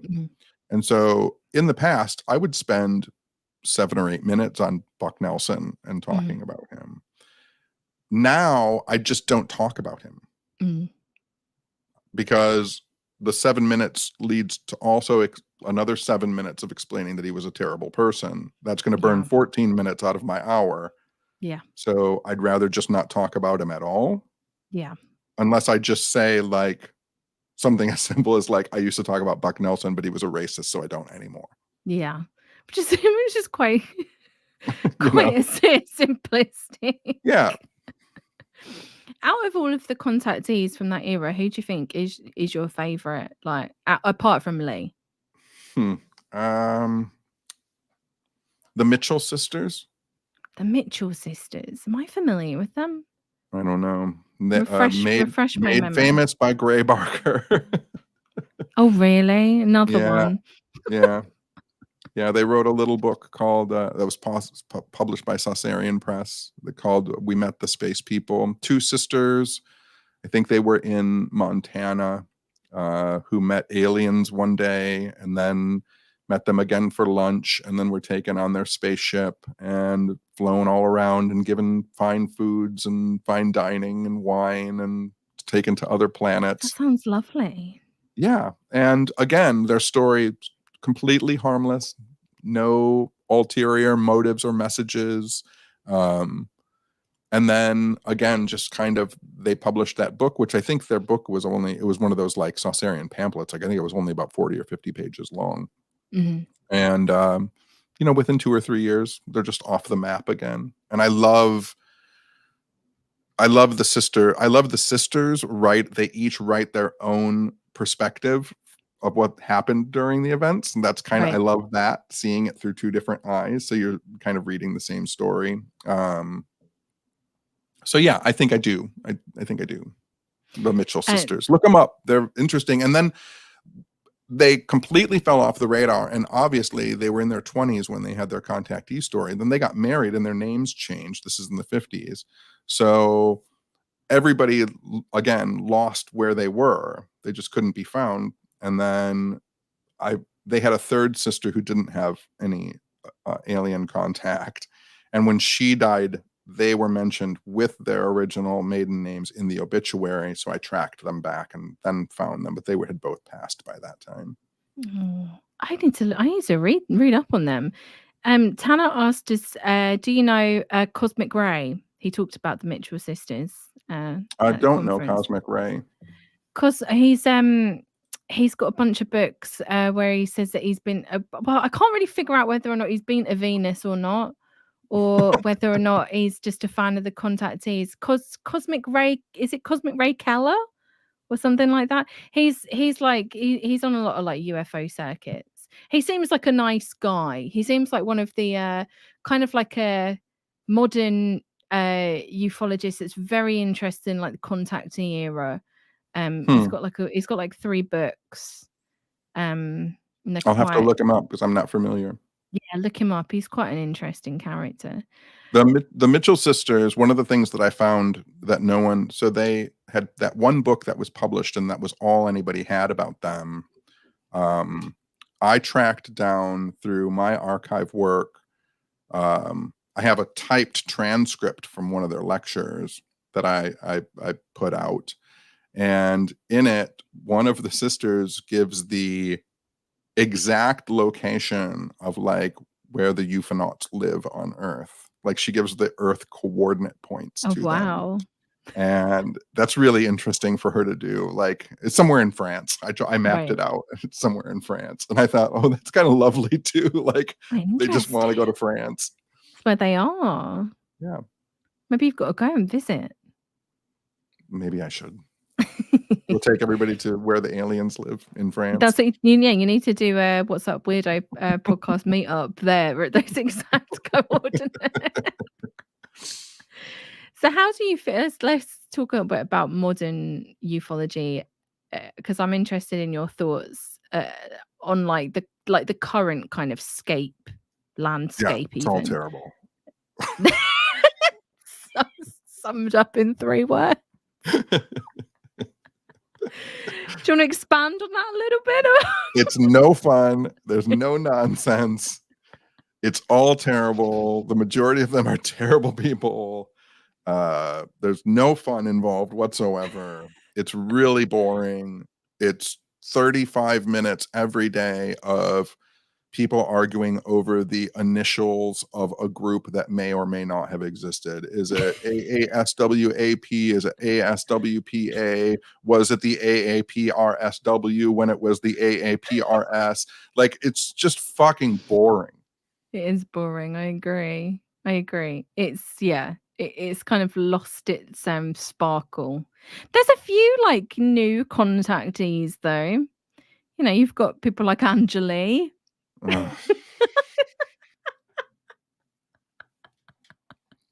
You know, when there is some weird, fun stuff involved, I'll look at it and be interested in it and see what's going on. But Yeah. like the majority of it, it just gets wrapped up in government stuff. And that's really the most boring stuff for me because, you know, so I have friends I've made friends in a lot of different areas around the world, in a lot of different specialized fields.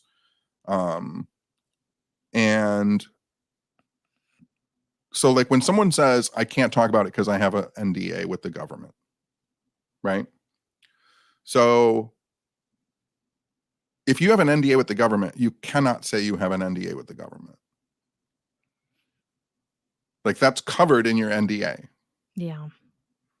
You know, I had a friend who for 30 years or 20 years, Sean, his name's Sean, but he was a submarine commander for the military. None of us knew what he did for 20 years. And then when he came out and he retired, he said, I was a sub commander. Right. And that's all he's ever said about it. Yeah. Because he actually had, I'm assuming, he actually had very secure security clearances and non-disclosure agreements with the government. Yeah. When you tell people I can't talk about it because I have a piece of paper that says I can't talk about it, you are talking about it. So you're breaking it, so you don't have one. Yeah, well, yeah, exactly as well. And you'd also think like some of these people tout themselves to be whistleblowers, but I'm like, what are you blowing the whistle on? You haven't even told us anything. Yeah. And the majority of the people who are being held up now currently as like the brightest stars in the UFO community saw a UFO for 3.5 seconds. Yeah. Had an experience that lasted 7 seconds 15 years ago. Yeah. That's what this is all wrapped up in. Yeah.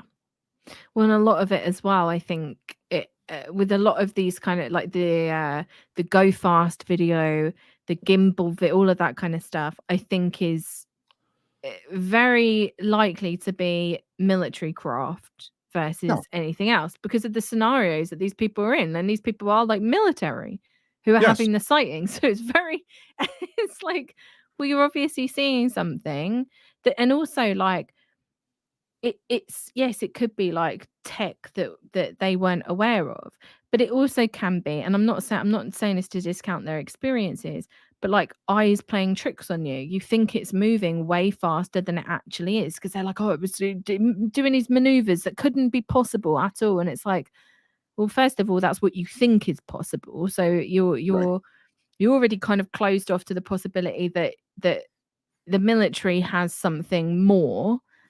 And then also you're saying it went X speed, but you don't know that for certain. That's just your eyes telling you that. Right. Could have been going normal speed for all they know. Yeah. Again, a friend of mine who was in the military and was a fighter pilot. We would talk about this is years ago, so not even current military technology. But I asked him, had he ever seen a UFO when he was flying around in his jet plane? And he said, like, as a fighter pilot, I'm trained in my situational awareness and to fly my plane. Like that's where the majority of my concentrative powers are at, and my intellectual powers are at, is in flying the plane and completing the mission. Mm-hmm. I could have flown by stuff all the time and never seen it because I am actually focused on what I'm doing. Yeah. And so if you do see a glint or a glimmer, like there's a fractional portion of your brain that catches it for a second, but so much of your active mind is, that sounded Dianeticsy. So much of your mind is focused on the process of flying the plane. Yeah. That when you reflect back on it, even if it's only 15 minutes later, an hour later, 10 years later, 7 years later, 15 years later, like the brain is not the best source of storing information. Absolutely. It's and also, I think too, I'm sorry to interrupt. No, go on. And I think too, in this current wave, and I've discussed this with a couple of people on different podcasts and at lectures, I also think that we are not paying enough attention to the fact that, we like to think that everybody obviously in politics is old. We have 2 old men running for president right now in the United States, but the average age of senators and congressmen right now is 56. So about 3 years older than I am, which means that the people who are in positions of power in the government and in corporations and in business, this is the first adult generation that grew up with science fiction. They were in their 20s when Star Wars came out. They saw 2001: A Space Odyssey. They went to 3D movies. They knew about UFOs. They knew about flying saucers. And they're people, so they have a fascination in this stuff the way people do. But they're in a position of power, so they can actually say, like, well, let's have UFO hearings. I've always been interested in that. Yeah. And then we have them, and people go, oh, why are they interested in it? They must know something. No, they don't know anything, which is why they want to have hearings. Exactly. Yeah, that's a very good point, actually. How much of it do you think is like, I don't know, because I see time and time again, X person comes out and it's like, oh, they used to work in intelligence. Oh, this person claims to have an experience. They used to work in intelligence. Oh, this ex CIA person is now very much ingratiated in the UFO community. It's like like in every single thing. I'm like that. It's like intelligence agents at every single turn, and it's like it baffles me because I'm like, I don't know, maybe again, we're going back to my conspiracy mindset, but I'm like, do not trust those people at all. Yeah, I don't either. I think it's very funny that, there's this there's a huge contingency of like, don't trust the government. Oh my God, we've got a government guy that's going to tell us about UFOs. Yes, It doesn't make any sense to me whatsoever. It's Literally like, don't trust anybody none. in the government. They're all lying to us. We've got a former FBI agent who's going to tell us about UFOs. like that just is the craziest It's wild. logic that I can't wrap my head around. And Yeah. again, too, the reality of the situation is, if I wanted to be far more popular in the UFO field, so like I used to work for a fashion magazine in the early 2000s. I did graphic design. You've lived so many different lives. If you're going to do something weird, just do it. True. That's a good motto to follow. But I was the head of the advertising for the magazine. So I had to work on this advertising campaign for Lockheed Martin.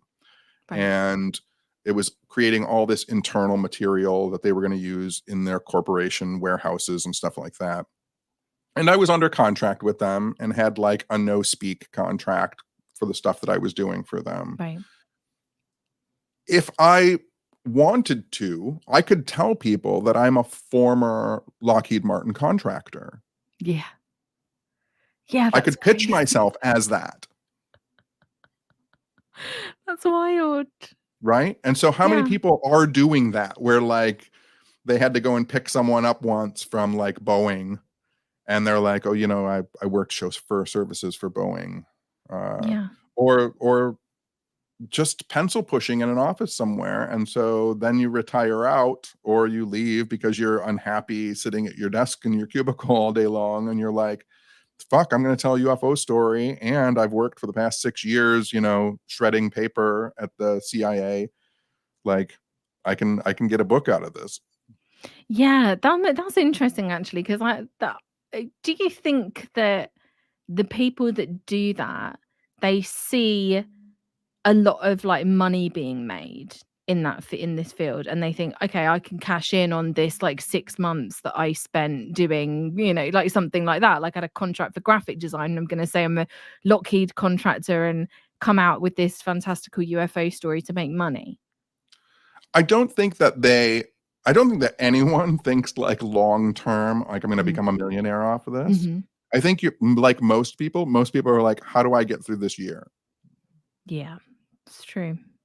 Right. And then there's some people who will, for whatever reason, meet the right person and actually make some money off of it.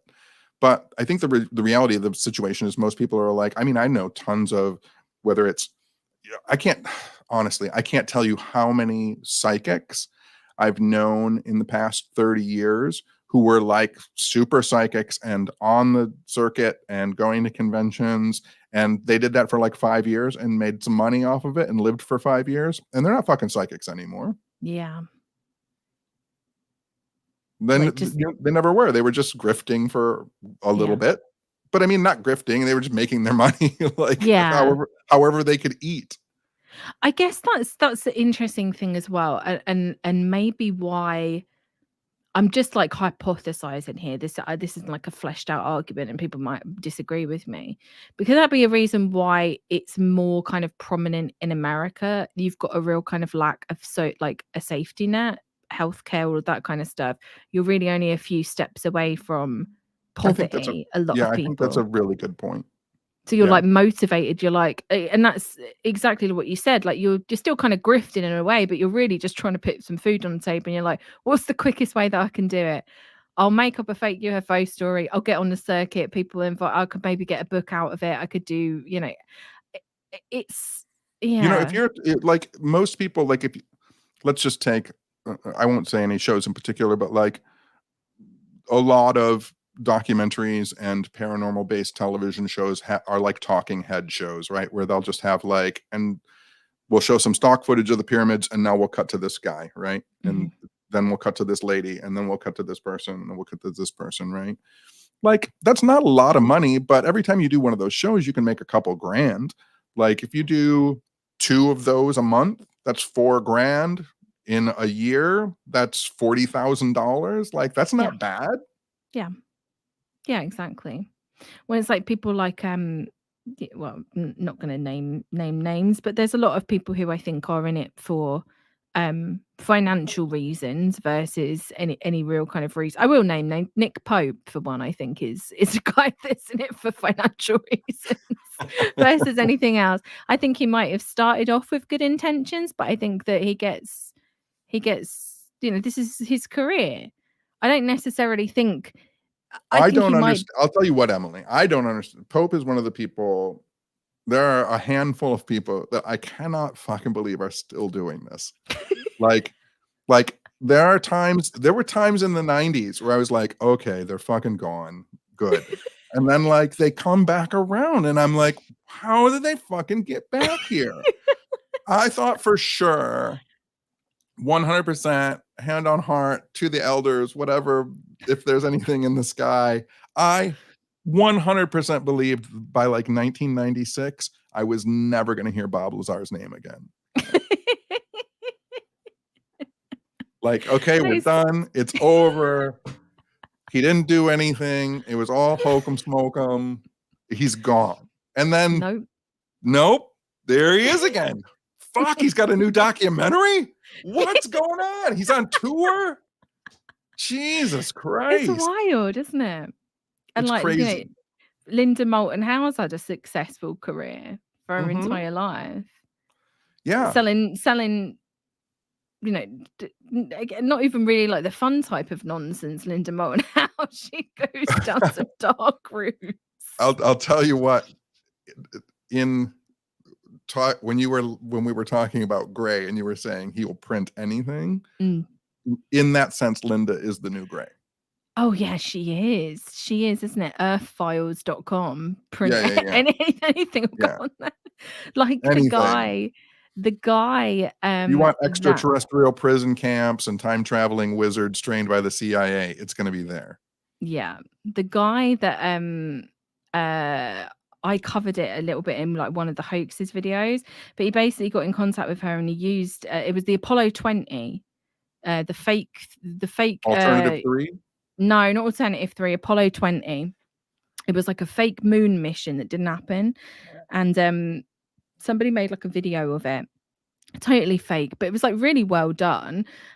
Somebody had like created like a whole alien, and they said that they had done like they'd found this alien girl in like a like a spaceship. It was all totally fake, and she put it up on her website, an interview with this guy who'd taken this other guy's video. Do they have the picture of the female alien laying down? Yes. Okay. And then when it got debunked and everyone was like, Linda, this is fake, she was like, he might have been faked, but I think that the CIA did something to him and like mind controlled him. So yeah, you can't get away from it. No, it should build another conspiracy on top of it. That's almost the exact same logic. Do you remember? So like when people found out that the Pleiadians from Billy Meyer were from on a television show. I don't remember. No. So Billy Meyer was showing pictures of Semyasa, a female alien. And then someone tracked down, I think that she had been on the Dean Martin show, was a Dean Martin dancer, and he had just taken a picture of the TV screen.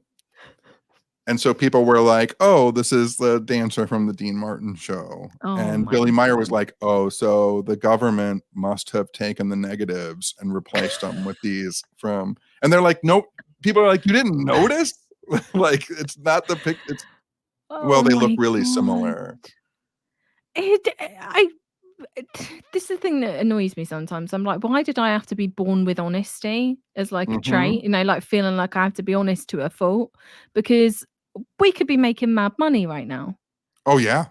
You could be like sitting on maybe not a gold mine, but you could like, if you come up with a good story and you know how to sell it, yes, and you know how to market yourself, yes, you know, you could be doing pretty well. Like, I don't think that Jeremy Corbell's doing that badly. You know, George Knapp has made a whole career out of this.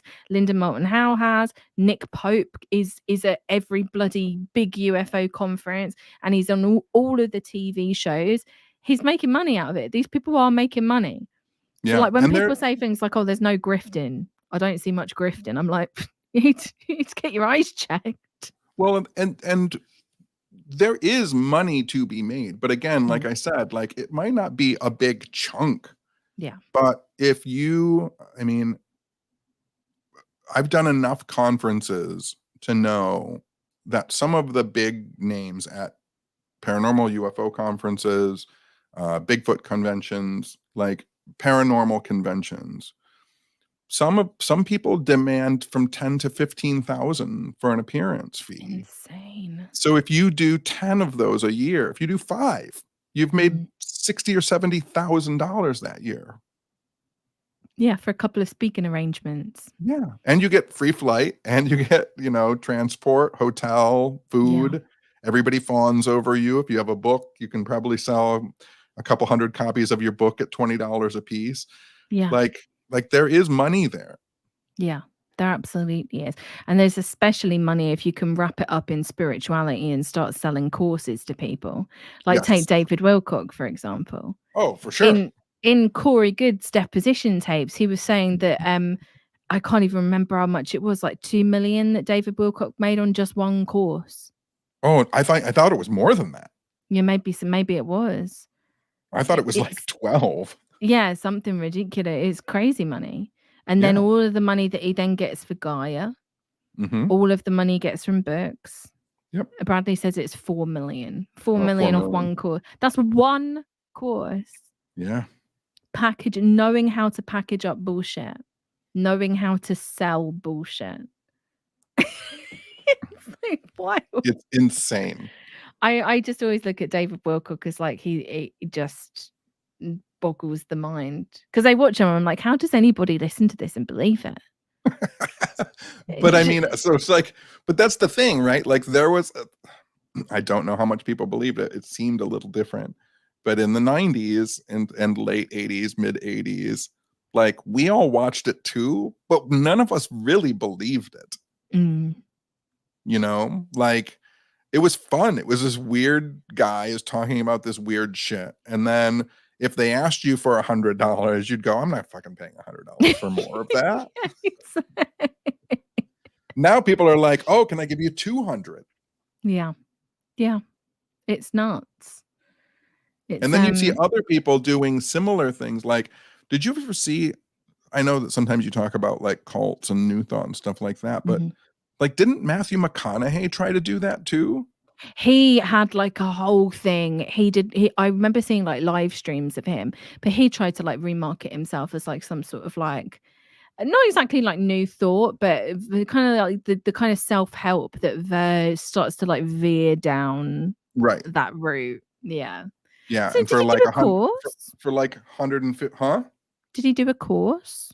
Oh yeah. I think it was like $250 for the first live stream, and like it was their first live stream, so people should watch clips of it. It's a nightmare because I think like, I've seen a bit. Is he like surrounded? He's like playing bongos. Screens? Has he got screens behind him? Yeah. I think I've seen bits of this. I didn't know that you had to pay to watch it though. I think it was like $45 to watch the live stream, but you could get like an hour before and an hour after. And Oh so my that was God. more money. It's wild. It's very strange. But again, it kind of is like, I guess it kind of goes into like the themes of everything we've been talking about this evening. Is like a lot of people feel, or they get to like a desperate part of their lives where things aren't going right, and it's like why people get in occults and stuff. You're not necessarily looking for salvation, but you're looking for like a safety net. And when things are like really, really bad and someone comes along and is like, I can help you, I can help you, it can be really tempting to just kind of go with it. Yeah. So recently, I think it was last year, you just made me think about this, where I could have made some money and didn't. I did a lecture at a comic book store, and it was kid friendly, so people brought their kids. And at the end, I love little kids' questions because they're just so imaginative and creative. Like, I love it. And at the end, I said, does anybody have anything they want to tell me? Does anybody have any weird stories they want to say? And the little boy raised his hand, and he was like 7. And his parents were shocked that he raised his hand. And I go, "What's your story?" And he goes, "There's a ghost in my closet." And his parents freaked out. They're like looking at each other because they're behind him. They're like, "What's going on?" And I said, "Oh," I go, "Do you know who it is?" And he goes, "Nope, it's a ghost and it's in my closet." And I said, "Does it scare you?" And he goes, "Yes, I'm scared of the ghost in my closet." And his parents are wigging out. If I wanted to make some money, I could have told his parents, "I can get rid of that ghost for you." Yeah. Or I can teach you how to deal with that ghost. But instead, because I'm me, I said to him, "If you were in a house that wasn't yours, where would you hide so that you wouldn't be found?" And he said, "In the closet." And I said, "Yeah." I said, "If something is in your closet, or if something's under your bed, or if something's in the attic, or if something's in the basement, it's probably afraid of you. It's probably trying to stay away from you." And the little boy goes, "Oh, that's sad. He shouldn't be afraid of me." Aww. And it was like problem solved. You know what I mean? But like someone somewhere was like, "Oh fuck, I could reel them in for a fortune." Yeah, somebody's like, yeah, I could go in and do a whole kind of like exorcism thing in the house and do all of that. But that's really sweet though. Maybe he found a new friend. Maybe he I became hope friends with so. it. Yeah, maybe he's like me. I bet he got home and opened up the closet. He's like, "You don't need to be afraid of me. We'll be friends." Emily, there's so many weird. I did, sorry to digress.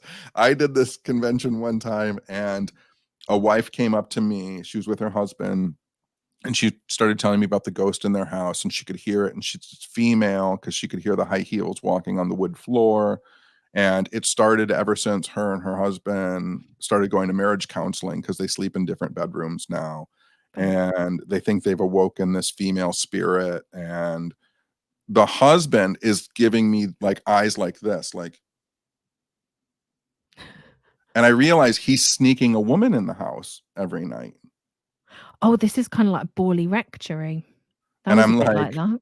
I'm like, "Oh," and she's like, "And it's so strange because I can hear her voice, and it sounds like he's talking to her sometimes and more." And I'm like, "Holy shit, he's got a woman in the house, and he's telling her, he's feeding her mania." Oh my God. And she's like, "What do I do?" And I'm like, "Well, back in the old days, they would put baby powder all up and down the hallways, and the ghosts will leave footprints, and you can see where it's going. And, once it's on the bottom of their shoes or their feet, like, it's hard to get rid of." And I started giving her all of this stuff to catch the woman that the husband was sneaking in the house. Oh my And the God, that's husband was not wild. happy with me. That's wild. But I feel I can't remember the ins and outs, in and out details of Borley Rectory, but I swear some of it was like that. That Yeah, it there was was like something really about it. that there was like an extramarital affair going on, and that's why the Yeah. people hearing footsteps. Yeah. But isn't that like more interesting? Like I don't know. It's all interesting, but to me, like the reality of it is almost like the more fascinating bit. Like that to me makes, I'm like, that's a more entertaining story than Yeah. like the man is like convincing his wife Yeah, he's that there's a ghost gaslighting her into in. believing in ghosts. God. Oh, that's kind of tragic, though. I hope that she caught them. I hope so too. Yeah. How do you do a kind of how do I phrase this? If somebody comes to you with their experience in a house, how do you discern, like, because I'm sure that you've had a lot of them over the years, how do you discern which ones that you're gonna research and investigate versus the ones that you're gonna be like, no, I'm not touching that? So the way that my methodology works with a residential case is if someone contacts me and says, my house is haunted, I want you to, investigate it. The first step is I will tell them to write down all of the weird stuff that's happened to them and send it to me in email. Mhm. And then after they do that, most people won't do that. Most people don't get that far. Right. If they do that, if they do that, then I will set up a meeting with them at a location where they feel safe. That's kind of centrally located to both of us, where we both feel safe, because I don't know them, they don't know me. And so where we both feel safe, and I'll tell them just, uh, I would like them to usually come by themselves. It's usually a Starbucks these days. And then just don't bring any papers, just, bring your phone in your purse or your phone in your wallet, whatever. And then I'll meet them at that location, and that's usually about 2 weeks after they've sent me an email. Right. And I'll bring their email with me. And then I'll say, okay, now tell me all the weird stuff that's happened in your house. And I'll check what they're telling me 2 weeks later against what they wrote me 2 weeks ago. Right. And I'll start looking for discrepancies in how they describe what's happening to them, because Right. it always happens. Mhm. If they seem to be telling the same story or mostly the same story, then we start to move into a deeper understanding of the situation, where I'll start asking them questions about their psychological and medical history, their family histories, any addiction issues in the house, abuse issues in the house, abuse histories. Like, it gets pretty personal because I want to Mhm. know who I'm dealing with and what I'm dealing with. Absolutely. And then if I actually ever do get to the house, if we get through all the stages and everything, there's also paperwork where I can't use their name if I tell their story or anything like that, whatever. And same thing for me. Like, they can't talk about me coming there and doing stuff. What will usually happen is I'll investigate the house the first time completely by myself. Right. I will pay to put them up somewhere. Right. And then, even if it's the whole family, like, whatever, but I'll just go in by myself and look around. And I'll tell you, the majority of the time, I don't even get to the house and I figured out what's wrong. Right. If What I do you do mean? so there'll be some type of family issue happening in the house. Someone will have Right. just gone through a tragedy. I'll suggest therapists for them to go and see, and then Right. to contact me if everything keeps going. It usually doesn't. If I do get to the house and something strange is happening, then there's a whole nother process for that, getting permissions to be in the house and permissions to have them talk to psychiatrists that I know. Right. 2% of the time, there's something weird I can't explain. Right.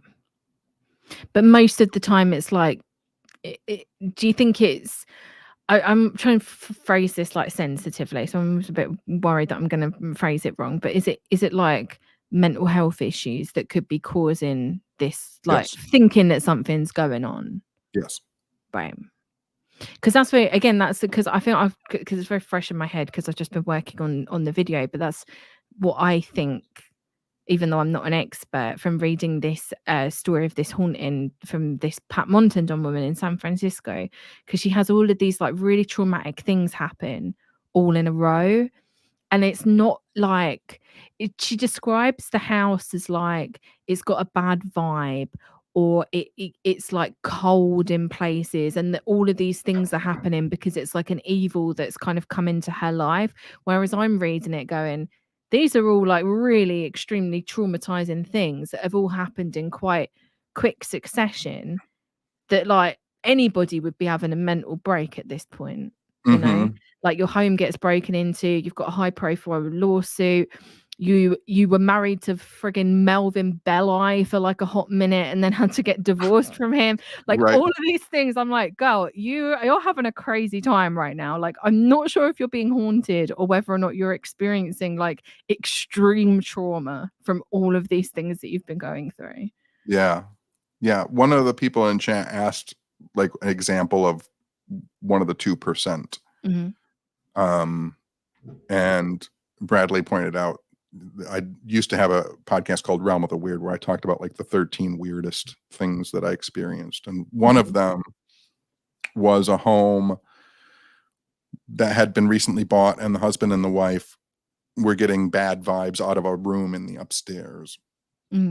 And we went through all the processes, and they were all fine, and everything was great. And I investigated it, and that room did seem weird. It did give off weird vibes, even to me. And I started contacting all the previous owners, and everything seemed fine.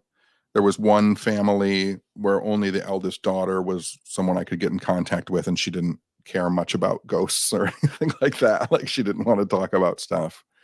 And so I kind of told the family, like, well, there's not really anything I can do. I don't have any authority to get ghosts out of a house. Like I can just kind of confirm there's some weirdness here. Like that's about all I can do. And that eldest daughter, who didn't want to originally talk to me, eventually a few weeks later had called me back. Excuse me. And she said, I didn't want to talk about ghosts just because I don't like talking about that house, because when I was a little girl growing up there, my father would lock me in a closet, and it was very traumatic. I spent many hours like locked in there, like for days sometimes. She's like, that's just why I didn't want to talk about it. And I consoled her by saying like, well, that's not even the room that is the weird vibes, so don't worry about it. Everything's fine. Well, then about a week after that, I was looking at the build records for that house, and that room had a closet in it. And so the new owners and I ripped the drywall down, and we found the closet. We actually found where she had scratched in the floor of the closet with her fingernails and stuff. Oh my gosh. And when I got home that day, after we broke that wall down, when I got home that day, there was a message on my answering machine. Show you how long ago this was. I had an answering machine. There was a message on my answering machine from that eldest daughter, and she said, listen, I think it was because I talked to you about it or whatever, but like I feel really healed. Like after telling you that experience, I sat today and thought about it, and I thought like, oh fuck, like she was haunting the house. Like she was still trapped in the closet, and when we broke the wall down is probably when she started to feel like she is healed, like free. like a human that was still alive was haunting the fucking house with her trauma. That's wild. But that's also like, to me, that's fascinating, because it's like it goes in all of these like weird like parapsychological type of things. And it's like, though, like the intensity of like human emotion, especially a child, like like really strange phenomena and things that you just can't explain. That's why I find this field just ever so fascinating, because there are genuinely things that you can't, like how do you explain something like that through science? And it all, like as soon as like I can't even begin to tell you, like as soon as I saw on the build records that closet was in that room, I was like, oh fuck, like this is it. This is the moment when the world becomes far fucking weirder than I normally think it is. Yeah. And this is a great comment. The living haunt the living more than the dead. Yeah, I think absolutely. that's definitely true, because you think about how much like baggage we carry around as people, all of our different traumas, maybe like feelings that you've got towards an ex, you know, feelings that you've got towards your family and stuff. You're carrying all of that around with you. And it's all like, not to get too woo-woo, but it is all like, it's emotional energy, right? Like where does all of that go, I guess? Well, yeah, and like as my thoughts on that stuff have evolved, which I hope they will continue to do, even though I'm an old white man, bald with a beard. It's very big in the paranormal Just community. say it like it's a bad thing. I as I try and look at things in new ways, and over the past probably 10 years, like the discussions of trauma and personal trauma, and because I practice magic and because I have a ritual system and different things, like that idea of the living haunting the living, or people haunting items in their house that have, a precious meaning to them, or a horrible meaning to them, or a traumatic meaning to them. One of the things that I've really shifted away from in the past probably 5 or 6 years is I find it super interesting that we live in a society that talks about all of us needing to deal with our traumas and our pasts, and and in the paranormal community, people take items that are allegedly haunted or contain some kind of intention or some kind of energy that's not great. Whether it's great or not doesn't even really matter. And then they take it and put it in a traumatic situation to see if it will respond. And then I'm like, wait a minute, what are we fucking doing here? Like, Yeah. you wouldn't take a person who's traumatized and like force them to entertain you. Yeah. Yeah. Like, it's a really weird thing that we do in the paranormal community. Like, oh, this thing was in this terrible house where this terrible thing happened. Let's take it back to that house and see what It's happens. wild. It's And wild. I heard you talking about this on an episode of What's Up Weirdo about like was it What's Up Weirdo? It might have been an interview that you did with Steve Berg, or either one, about like paranormal investigating and like people going into like certain rooms and like whatever is in there, whether you believe it or not, but we'll just say there's something in there, doesn't want anyone in the room, and then people people are like, just keep on going in, and then also like Yeah. asking it like, what happened to you? Tell me how you died. Yeah. Tell Did it me how hurt when you were strangled? How much did you bleed out on the floor? Like, oh, thanks. Could you ask me who I loved? Could you ask me like what was important in my life? Yeah, exactly. No, yeah, it's odd. That's yeah, I guess that's like that's a very kind of like TV entertainmenty way of Yeah. investigating a case, which I guess is not kind of the way that you would handle it or other people would handle it. Well, I tell people too at my lectures, like, even though it's an old saying, it is true, which is the two biggest fears that humans have are public speaking and death. In that order. More people would rather die than speak in public. And it's funny because obviously we'd speak in public and don't have a problem with it, but most people are terrified Oh, more I'd of still be public speaking. terrified. I get terrified before every stream. Do I you get really? terrified. Yeah, I get terrified being sat down in front of the camera by myself. I have like insane levels, but I force myself to push through it because I'm like, if you don't confront your fear, Emily, you will be sat in a room and you will just feel miserable because you won't Yes. do the things. Like before every stream, yeah. I don't think I've So ever really spoken in public, but so maybe I so should. then if you consider that, and then you consider, let's say that ghosts are real, right? Mm. They're already past death. Mm. So they still only have one fear. And it's public speaking. And then we go into these locations and demand that they fucking talk to us. Yeah.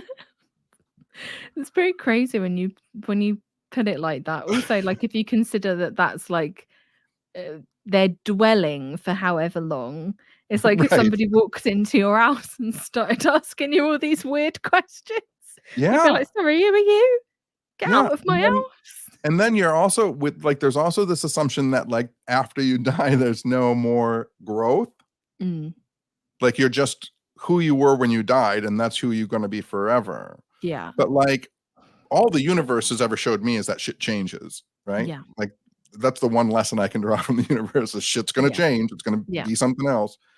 And so like people walk into a location and they're like 100 years ago, a 6-year-old boy died in here. And my first thought is like, so he's 106, right? We're not going to talk to him like a 6-year-old. Yeah, exactly. Is that yeah, They're like, that's put a ball on the interesting, floor actually. and roll it to him. Ask him, about popcorn. Yeah. I'm like, he's been here 106 years. Yeah, you would have think that he would have changed over that time. A little. Wild, absolutely wild. Do you get like, because you've done quite a lot of like paranormal TV shows and stuff, do you like, I'm trying to think out a phrase this now sounding a bit off. Do you ever come across like ethical issues that you're like, this kind of bothers me? Because I get that in like documentaries and stuff, come across ethical issues that I'm like, it doesn't sit right with me because I'm going so long-winded. But I guess because like you're a researcher, I'm a researcher, we're both interested in the truth, and sometimes the truth doesn't fit into the nicely packaged television wanting to have a story versus what the reality is. Yes, absolutely. An uncountable amount of times. I was involved with, they tried to spin off the show Paranormal State into a show called Paranormal State, the New Class. Right. And it was going to be all new people. And then they were going to have an older mentor who was going to be me. And so we filmed the first episode, the pilot episode, and it was great. And then we went to film the second episode. And as soon as I got on property, like I could tell that there were issues with the family. Right.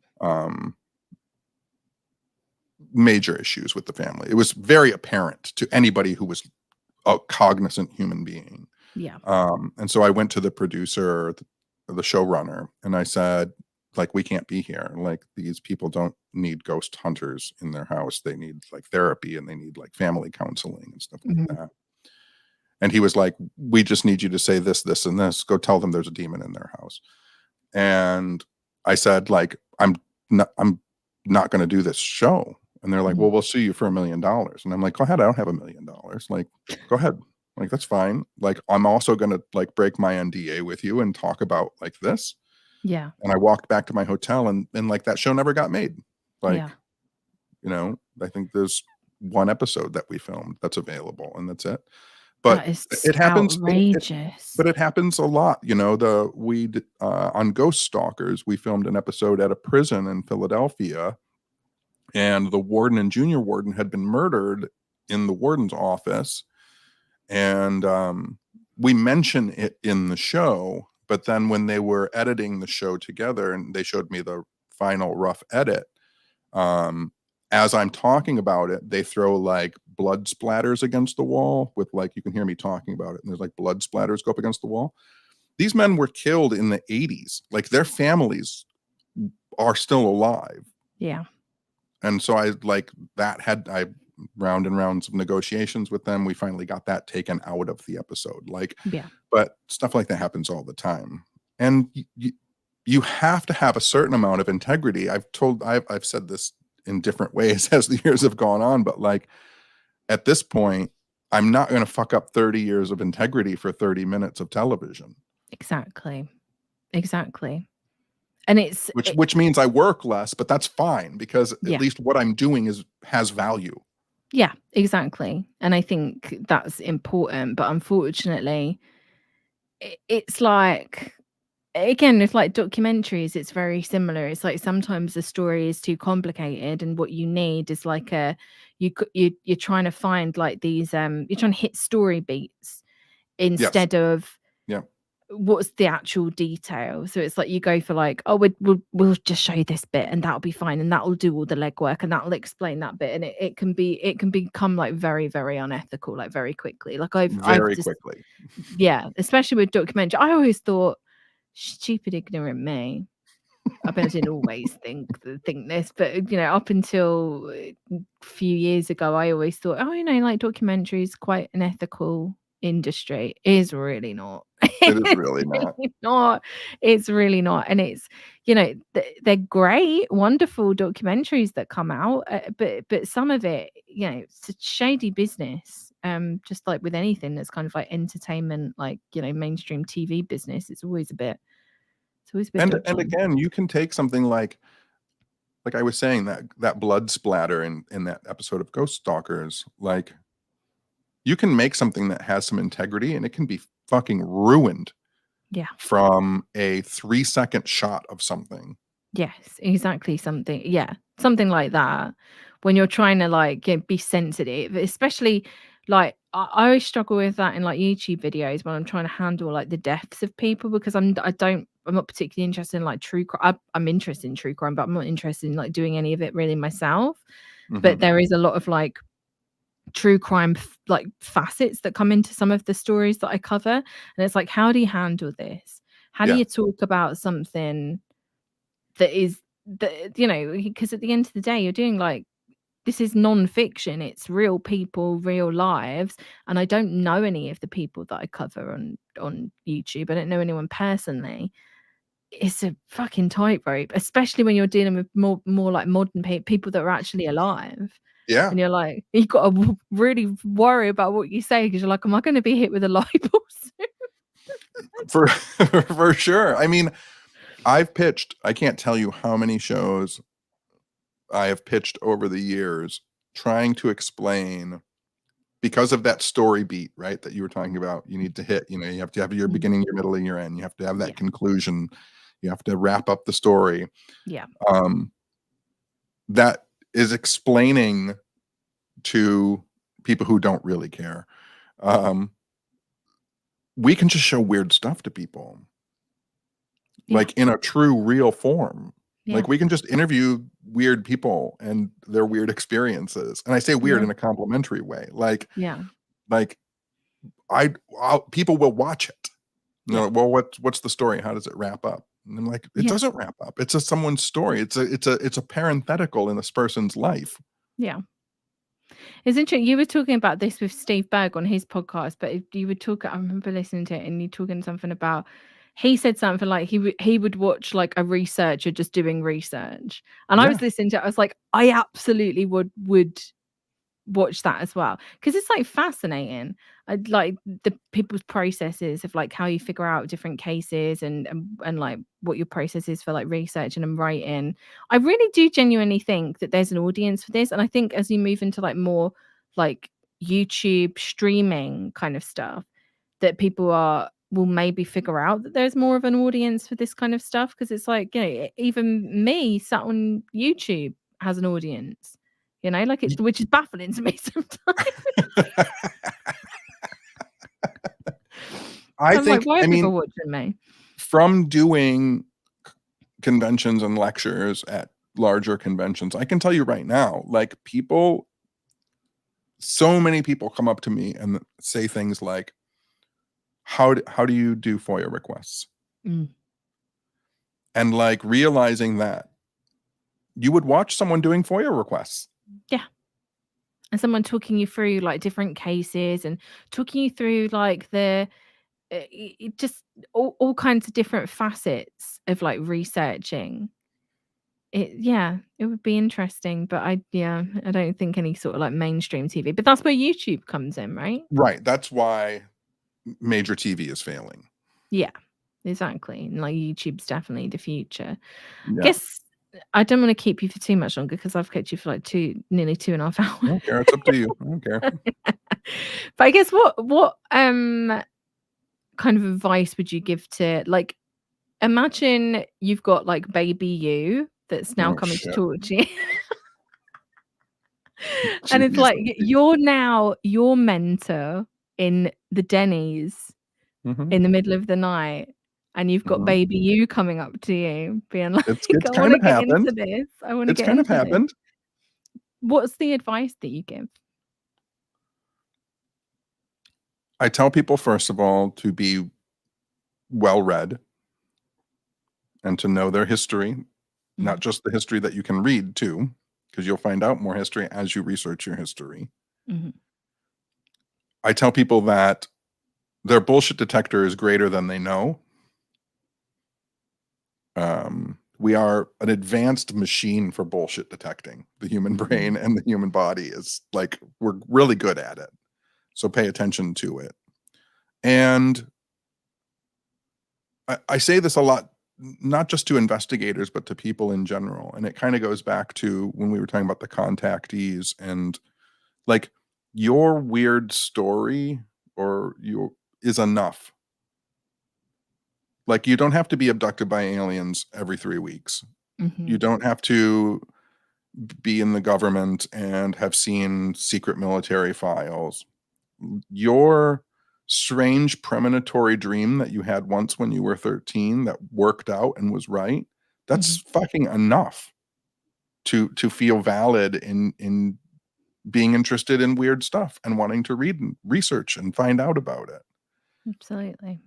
And I really feel like, because everything is so generated now to get views and clicks and everything like that,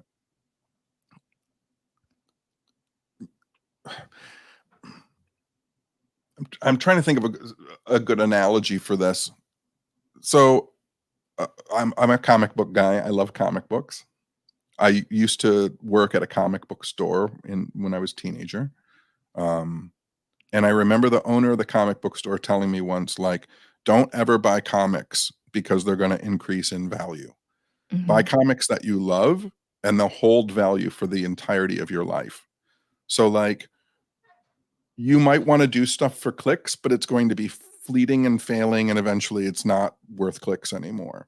But if you do it because you love it, it doesn't matter if it has clicks, because you'll be happy with it. And I actually saw, I think it was your last video, like, it doesn't have to be perfect. Yeah. Like, just do it. That's Just what do I it and get struggle it with the done, most. and then do the next thing and do weird stuff whenever you get a chance. Yeah, I think I said that at the end of the last stream. It's like a perfectionism paralysis. If you let it get in the way, it will It stop happens to you me. I from. still try and overcome it. Yeah, it stops you from doing assignment. I mean, I have lost count of the amount of projects, research projects, documentary projects I have started, and I've been like so enthused about it, and then I've just gone like, there's no way I can do this. Yeah. I'm not going to be able to do this perfectly, so I'm just going to put it aside. It's like today, right? For example, God rest his soul, Richard Simmons passed away. Oh, I didn't know that either. You're breaking Oh all my this God, I'm fucking news breaking for me, Al. What are you doing to me? Sorry. Jeez. So yeah, that was it. about. It was a crazy like an hour and a half leading up to this stream, because like, first of all, it was Richard Simmons passed away, and then it was Trump got shot at a rally. I was like, what the bloody hell's going on? But it reminded me, and I went and found it on my old laptop, and I posted it on Twitter. About 2 years ago, I'd started making like a little mini documentary about him, because I was like, there's no good documentaries about Richard Simmons. I'm going to make one because I love that man. And like, I emailed back and forth with him very briefly, like That's awesome. 15 years ago. And just before his workout studio, Simmons, shut down, I was supposed to go there for an exercise class because I was going to be in LA, but unfortunately I had to cancel because I had a health thing and I didn't end up going to LA. But anyway, and I remembered, like, because I saw it and I was like, fucking hell, I saw that he died, and I posted this little, like, I've made this little like teaser thing, like a intro to this video, just a bunch of clips, like with some music from his workout thing, of just little kind of like sizzle thing. And I just thought, like, why did I never do that? Well, because I didn't think it would be good. I thought I wanted to be a perfectionist. I wanted it to be perfect. I'm telling somebody's life story. I can't do it if it's not perfect. And I was watching this little thing and I was like, this is like, I made this fucking little sizzle reel back when I could barely edit on my old shitty laptop. I didn't even know what I was doing. I'm like looking at it 2-3 years later today, and I'm like, it's really not that bad. Right? It's not bad at all. Maybe we should do it. Yeah. Should make the Richard Simmons video. Forgot to turn my phone off. Very unprofessional. That's okay. You're fine. Do you need to take it? No. Okay, that's fine. I'm sorry I had to break the news about Richard Simmons. Jeez, you're just dropping I bombs all over the know. place. It's really it's that one really hurt because he's the only person that's ever made me feel infused about exercise. Mm. Like, he ever done any of his workout videos? Like, watched his workout, Sweating to the Oldies? I mean, I'm 52, and so when he was on every single morning in America, my mom watched him, and me as a little boy trying to like keep up with my mom. Yes. He's just fantastic. I love him. Yeah.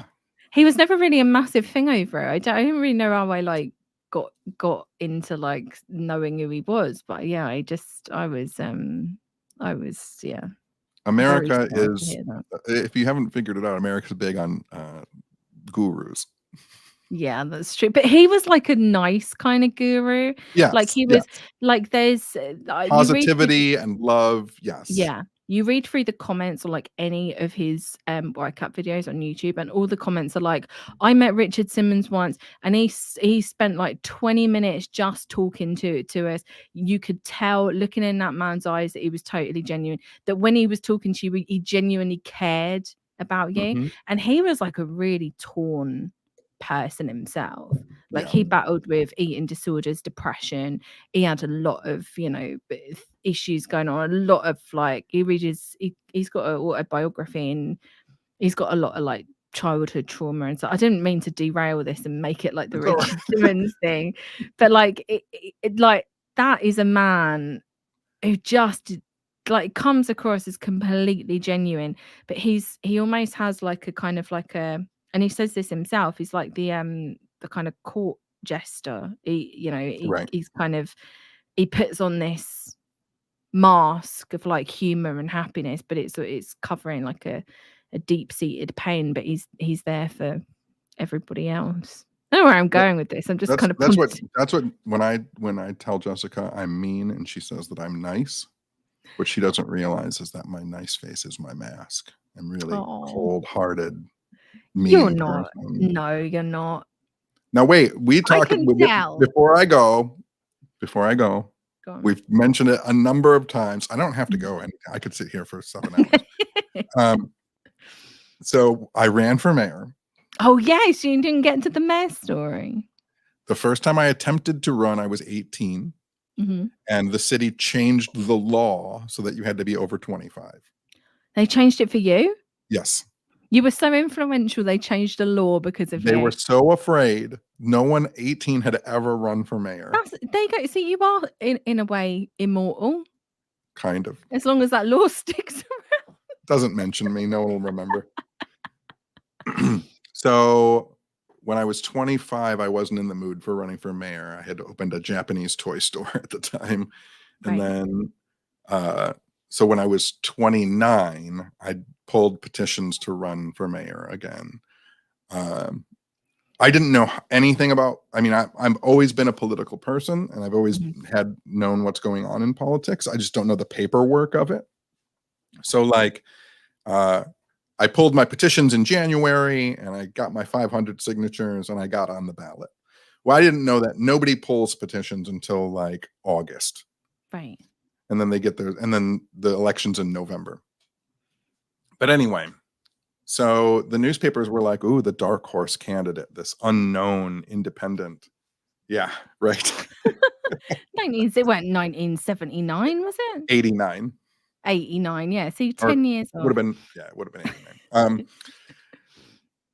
So the newspapers were like, who's this independent? Who is he? What does he do? And then they would all say like, what do you think your chances are of winning? And for months, because no one else had pulled petitions, I would say, well, my chances are great because nobody's pulled petitions. I'm the only one on the ballot. So my chances are fucking fantastic.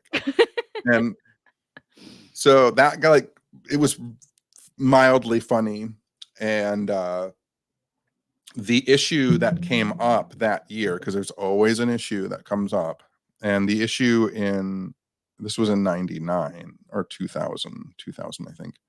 The issue was Royal Oak, my city, was trying to pass a human rights ordinance, which would have made it illegal to fire people based on their sexual identity.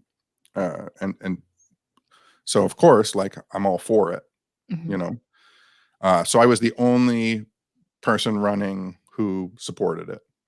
And this group out of the southern states in the United States called the American Family Association, like, found out I was a gay friendly candidate. And so they came here and spent like $20,000, like sending around flyers with like my head on a woman's body and do you want this man running your city, and like the deviants are coming and all this stuff. And Fucking hell. so I didn't win. I lost. I did okay. The guy who won spent $50,000 on his campaign. The guy who came in second spent $40,000 on his campaign. I pretty much tied the guy who came in second. I spent $700 on my campaign. Oh my gosh. But one of the funny things that came out of it was I got a phone call saying, you know, you're running for mayor. There's 3 of you running for mayor. The presidential candidates are coming to town and they want to do handshaking tours, and you can get your picture taken with the presidential hopeful. And that way, if you win and he wins, we'll have you together. It was like the newspaper or whatever. So there's this little diner in my hometown, and then Governor George W. Bush was coming. And so I was like, oh, this is fucking great. Like, perfect for me, right? So I went to the diner and it was packed with people, and they said, okay, when he comes out, he's going to stop at the 3 of you and you'll each get to ask him a question and shake his hand, whatever. So I was outside while he was inside doing whatever he did. And I was talking to the CNN crew that was following him around the country. Right. And I asked them, I said, how's it been? And they're like, oh, it's pretty boring. And I said, well, I'm about to ask him about UFOs. And they were like, fucking great. So I stand outside and here comes W, and he gets to the first guy and you know, what you got a question for me? And he says, yeah, something about like inheritance tax or something. And then he gets to the second guy and he's like, what, you got a question for me? And he's like, yeah, what about, I don't know, something, Social Security, whatever. And then he gets to me and he goes, you got a question? And I go, yeah. I go, if you are elected president of the United States, would you be willing to release any and all information the government has on unidentified flying objects? And I barely got objects out of my mouth. And the Secret Service grabbed me and pulled me out away from him. They grabbed him, turned him around, pushed him in his fucking car. The car like moved away. The Secret Service threw me on the ground, and I landed at the feet of that CNN crew. And this guy holding a boom microphone looks down at me and he goes, well, that was the wrong fucking question. That's So fucking nuts. I got to meet George W. Kind of. That's wild. Why do you think that there was that like overreaction? I mean, they probably just thought I was some kind of like nutsy cuckoo person in the crowd. That's Even though crazy. I was standing with the 3 other mayoral candidates, or the 2 other mayoral candidates. That's absolutely wild. Yeah.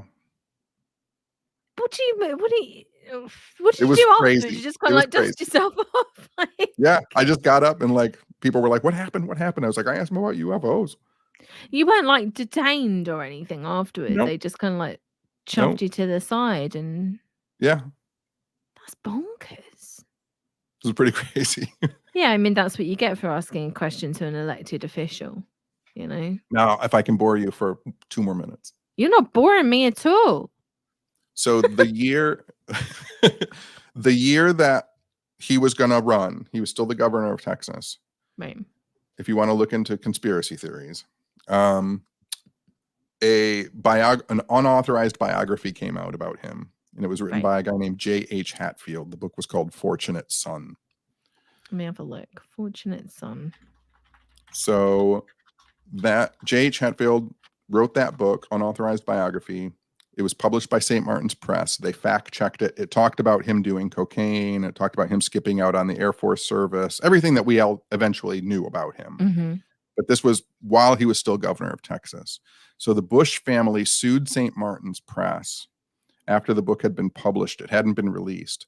And they had about 76,000 copies of that book burned. But before the lawsuit went into effect, the books had been sent out to all the bookstores. They just hadn't been released out yet. So I was dating a woman who worked at one of the bookstores, and she knows that I love conspiracies and stuff like that. So I told her to take 2 copies out of the box and put them on the shelf because they're gonna like be bestsellers. Like I'm not gonna be able to get a copy of this thing. Mm-hmm. So she took out 2 copies, and then the lawsuit hit. All the books got recalled, and then all the books got burned. But I had 2 copies sitting on the shelf. It's insane. So I had this copy of this book that was a biography about him his family had burned. So then he announced he was running for president, wrote his own biography, which is called A Charge to Keep. He wrote his own biography. Right. I went to the bookstore. I bought that. I switched slip jackets with the J.H. Hatfield biography. And when I went to the diner to meet him, when I first got there, I said, "Can you sign your biography for me?" And I opened it up to the first blank page. And since he saw the cover, No. he signed the inside. So I have a copy of a book that his family had banned and burned, autographed by him. That's insane. That's got to be like that. So I can say, honestly, not even pumping anything up, I tricked a fucking future president of the United States. That's like, I know that you'd never part with that, because if I had something like that, I would never part with it. But that's got to be worth a few. You know, Maybe. like, that's got to be like. Can you get hold of this the Fortunate Son book? Yes, I think Soft Skull Press reprinted it later. Mm-hmm. But like I was saying about, if you enjoy conspiracies, you start reading about J.H. Hatfield, because Hatfield was found dead in a hotel. Yes. Yeah. Apparently died of suicide. Yes. And people think that it's connected somewhat. I mean, they kind of dragged him through the mud for writing that. Yeah. I don't know how much I should say, but let's just say I wouldn't put it past the Bush family to be involved in Oh, they're the nicest people ever. That's true. They are a wonderful American dynasty. They've He's a wonderful painter. And... Yeah, that's true. Yeah, forget about the million dead Iraqis. It's wonderful. None of that happened. Yeah, that's wild. Oh my God. That's like... Yeah, I can't even imagine the amount of like interesting books and things that you have in your house. I feel like I'd be rummaging for days. There's fun stuff here. Yeah. Oh, see, I have to put a point on something. Go on. 3 years ago, so that would be 20 years after I ran for mayor. Or wait, 20 years after I ran for mayor, Royal Oak passed a human rights ordinance. Oh, they did. So they did. It took 20 years to pass it, but we finally passed a human rights ordinance in 2022? maybe 2020. Maybe it was 4 years ago. 2019, 2020. What is going on over there? I'm telling you. I mean, that's wild. That's absolutely crazy. I was just ahead of the curve. That's bonkers. I do have a bunch of funny pamphlets of me that they made. Do you have any to hand? Like right around me? Yeah. That's fine. Maybe you can post them afterwards. I'll put a link to it. Good Lord. I mean, yeah, you've lived such a fascinating life. It's weird. I love it. I wouldn't have it any other way. You said you were involved in like punk rock scenes as well. What kind of scene? What kind of scenes are we talking? I was in punk rock band from 84 to 87, or probably 87, 88. So like, like we opened for Social Distortion. I don't know if you know them. Yeah. And a band called Agent Orange, and we opened for a lot of bands. But I mean, it was the early 80s, early to mid 80s. So it was a perfect time to be in a punk band. And we were where everybody else was being very political and very one way or the other, because there was also the rise of like the skinhead movement at that time in America. We were like writing songs about wombats and like just nonsense. Can we find your music anywhere? That band Degeneration, I don't think any of it exists anywhere. That's a shame. I want to Yeah. listen to punk about wombats. Radiated Wombats was one of our songs. Oh, that sounds great. I'm quite a punk Kind of political fan. because it had to do with the atomic issues, but we also had a song about being a fisherman and eating too much oatmeal for breakfast, stuff like that. All these other bands were really giving it to the man. Lara says monthly John E.L. Tenney show and tells, but don't you do something like that for What's Up Weirdo Patreon, which I need to join because I keep hearing about these live streams that you do. Oh yeah, 10-10 Tenney. It's at 10 o'clock on the 10th of every month. I do a live stream. Love that. So earlier this week I did a stragglomancy for everybody that was in the room. What is that? Dice divination. Okay, nice. So I had everybody roll dice and then gave everybody a quick little read. Oh, that's fun. Yeah, little fun I'll stuff leave that. I'll leave a link to the What's Up Weirdo Patreon in the description. You guys can join. I should definitely join because I'm not even kidding. I'm like, when it doesn't come out for like, if you take a little break and it's not out like weekly every week, I'm like, where is my podcast? There would be a new podcast. There would be a new podcast today, but I had to do the show. Oh, it's my fault. It's already recorded. I'm not editing because I'm talking to you. It's all my fault. It's all your fault. Well, on that note, I'm going to let you go so you can get back to work. If you there's no degeneration in punk band stuff, but if you want to see a later incarnation on YouTube, there is a full show of one of my bands, which the name of the band is Greenwall. Okay. And if you type like Greenwall live in Detroit, you will have the opportunity to see me with a lot of hair, wearing a dress, playing guitar. Greenwall live Detroit. Let's see if I found it. Yep, I got it. Yep. First one up. Yeah. Definitely gonna watch that. It's terrible. Again, I'll leave a link to that. I'll leave a link to that in the description. Great. You've been a fantastic guest and you've been here for almost 3 hours. My God. And I haven't even got to I was like frantically putting all these questions together because again, like I like to be like very prepared for this because I am nervous as a speaker, even though I may not show it. So I feel like more confident when I've got like reams and reams of stuff that I can fall back on. But I didn't even look at it. I think I looked at it like twice. Good. So I didn't even get to like the questions. Good. Then you have to, at some point in the future, you just have to have me come back. Yes, you're more than welcome anytime. You've been a fabulous guest. I'm looking forward to the new episode of the podcast. What else can we expect from you? What's on the lineup or the horizon even? Well, I'll send you the link to Prince of Outer Space is available for people to buy now. I'll send you that link. Yes. And then the second, because if you notice at the top, it says Library of the Curious. So the second one will be coming out sometime this year. Awesome. And there might Can you give us a hint of what it's going to be about? It's about a witch in Michigan. Oh, interesting. Her name was Gundella. She was my kind of witch mentor. Oh, nice. But nobody ever really talks about her anymore either. So I'm just trying to keep these people alive. Because Emily, at some point in the future, it's all gone. That. It's all gone. Don't say that. It's all for naught. Oh God, I hate thinking like that. Don't leave on that note. Don't leave on such a depressing note like that. It's been so uplifting.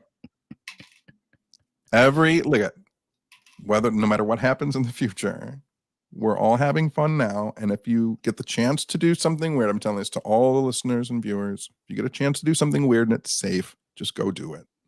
I absolutely agree. 100%.